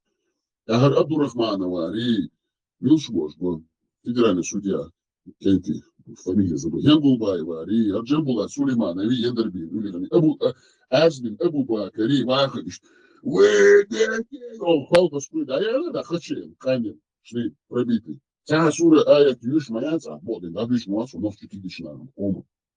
Ваховши, да диц, и мяч ждуешь, хаюешь, охарец. Америка, Канада, Европа. Так вот, наша Бога говорит, та асура тает, ждешь, да, ты что? И яшмич, вот раз ждешь, ждешь, я там хейлдох, яшмич. Мабит и яш, мабит, хархазали, вартанали. Адеш, сура 33, трофеи сура, деш, вава, 19 сура, деш, вава, 4 сура, Шамадар полностью, да, деш. Вава, сура 9, аят 5, да деш, сура 4, 144, да деш, что чувахов, да деш так, что бусал дин, значит, что амуш дева, держишь дева. Да деш еще Коран, Коран, да деш, да деш. Эш деш, да деш, мавац. Сеш кулши гонда, бияже, а рыбажуаши, да ти, я жда, я рыгейш, я мушлах, писан. И халачо. И что я? Да деш, эш вичвати, да деш. Да деш, и деш, да деш. И дюш случай или вака, а то авел наус. Хуя юши куза. Усура хуая то дюш. А то все он лица не ва, все айлем да гон, все шек вайлан асхару. Мосуа шек вахан, хавай там мусуа. И аж халашу. Чекавя, консола наша. Хада вуст. Тюла дуа ходится. А да, ниш дюш, а до шмудис. И давай дюца, пицама да, цани сите хич да, со ночи кома. Да хачет нису, харбоку, харцену. Доузит хардин. Йоит от арбошир амлш. И дин ханс блазду, мог да это не сурач, мича дени аяч, хунда это не, мог да это не, худяш да это не, худи на цо, мог ди на цо от спаймару, хун лери на цо из, худяк цунтяй, цо хизин деши, гонда волна, цундер ячу цунтяй, шайбиш хопни да бер нашун, цундулли больча, цун хуанч бой, ди асиябу. И асхаб, шахаб, шаш халпи нашу, ну я что те зудри, цен на ной, те шавик халпи нацу, да, че сура, да. Иду, сама дацу, дюч. Я цанни денси те кич дацу, я дин лиш дац. Я цанни гмали одеце бог. А боду новчу колмика бог дек дакати бог. Наксан шунца дези, новчу хум. Арбой хели, от арбой. Арбо шука гой, дагоца нюхи. И от арбо шука. Цвил, амбл, ниц. Нохчи маттахаволи, арбо маттахот, и аж халчак векон, хавайтанула. Амбл, дин, нохчиш махиран. Давала, от нохчи комикер. Фулсона, мичаю шунахшл, нохчи бюрохун шул, нохчи рукник дац, бошли шмадушу. Шудишадик действуешь. Это арбо хали, давала, хо. Я раз решил, да го бамсан хачел, а цигар дин маhiятхун. Цигар Москвагой. Цер раз ты ахшишлиш. Хун дин маhiятха, арбой дин. Лей амаляу. Болчнех. أتعمو بوزمجا ما دبي هاي يندر زيري مي جنبو سليماني أبو أرزبكي أرزوزوكي تشاد تعمو شو خشير دياس يالو شو نفسك خمسة دياس شو نفسك خمسة دياس نفسك خمسة شو لا أمل الله كله شو بيوغا يجوليا تونيوكا خمسة دياس شو نفسك خمسة شو غاز كبير شو غاز شو كهوليو شو ما خدمة سبوغة تعين تعتقل تيس ساني فيجي بيتي عبد الرحمن دعوان عربو شو كبير عربو شو كدعوان يلا تانيوكا نفسي حكومة ما كيديش نفسي غير خوك يح president واوا لامس واش زود يالر زود يجر شيش مارشلو يالر شادك اش هذا ما تكون يمكن تخوم ما كيد شيء تيجي بين understand هو تير عربو زودري باغي تير عربو تجري باغي تيس ايش واش كيك شو تقولوا هذا وليش ليش الخام شو كما تبغى شو نفسه ديتا ما ده هو نفسه قوم يقول شو نفسه قوم ده شو ما ده وتصدق في مصر إذا كرتوزك شمالك هوي خشوف دات شو تروح دات دات ده خشوف دات شو تروح دات خلاص شو شو وي أعمل عربو وي شو أتماركلر بيرلش ليش تابعش بيه وقت مخه تريدين ديتا ليش نايش غاسقي وي شو إيش ناجو وصل دين ديتا أتغاسقي شو وي شو أتغاسقي شو ماركلر بيرلش شو بوصل دينشا يلا بوصل دينشا يا تدعيوني شو نفسي قومي عربو شتوكش بيش بس اتدعوا تاني قليليش نفسي كم قدتي اشو تسير بيغو اليوم ماركلة تسير بيغو تسير شو تسير كيلوش ماتشي تيت نيسر قودي شو ليوش مدات شو بيغو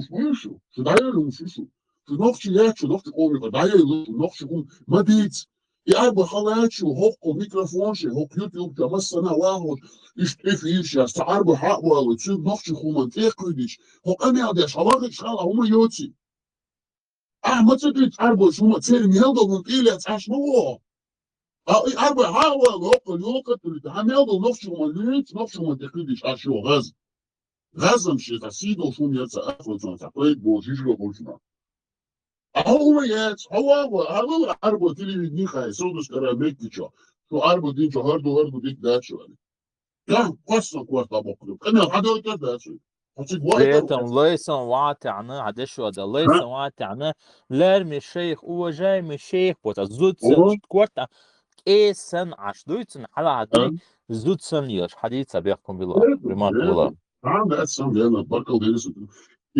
трапеза надо بسم الله سورة 5 آيات 5 سورة 5 آيات 5 سورة 5 آيات 5 المائدة трапеза 5 آيات из 120 надо что ساعة ويجر هم تيجوا عند فوق زيادة اليوم أهل لكم التايبات وتعموا اللتنا. Сегодня вам дозволена благая пища, еда людей Писания. Также дозволено вам. Писание людей Писания было христиане там и все другие. А ваша еда дозволена им. А также вам дозволены целомудренные женщины, как всегда. Гащу и кири, гащу и изудри, букцига. Хотя мы говорим, масана дези, войнха махай, масана дези. Милча тагана дези.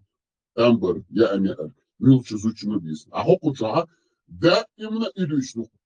А Коран хадел, изуд, цун гащу и хадиран тамбар и камасутра. Арабская камасутра в форме Корана. Индукция шадек, функция святость, предатель, святость, могущество, мудрость Коран. Камасутра. Судьях на ближе, специальная комментация, сейчас мы пишем.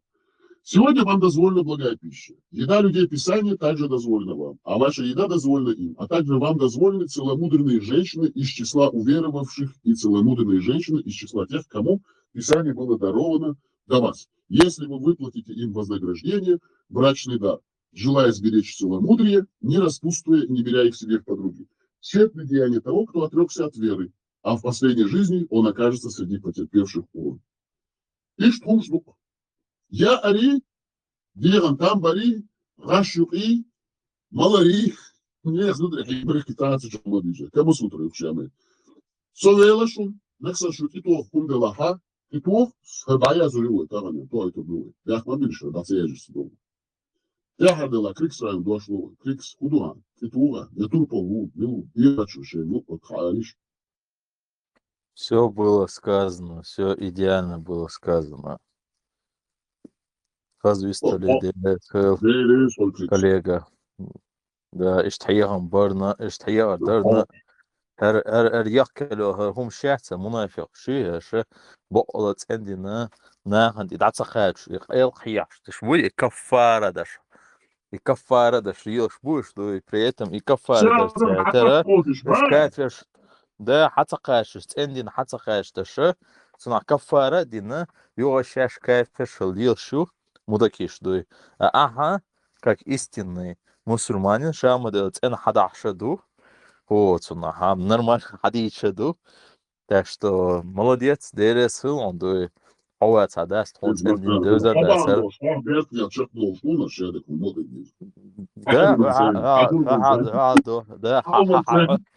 Да, да, عمر ثاني يا او благородный шейх он хавахи عمرت كيك ياخدات 10 صومات تعدي حكيك لي ذات да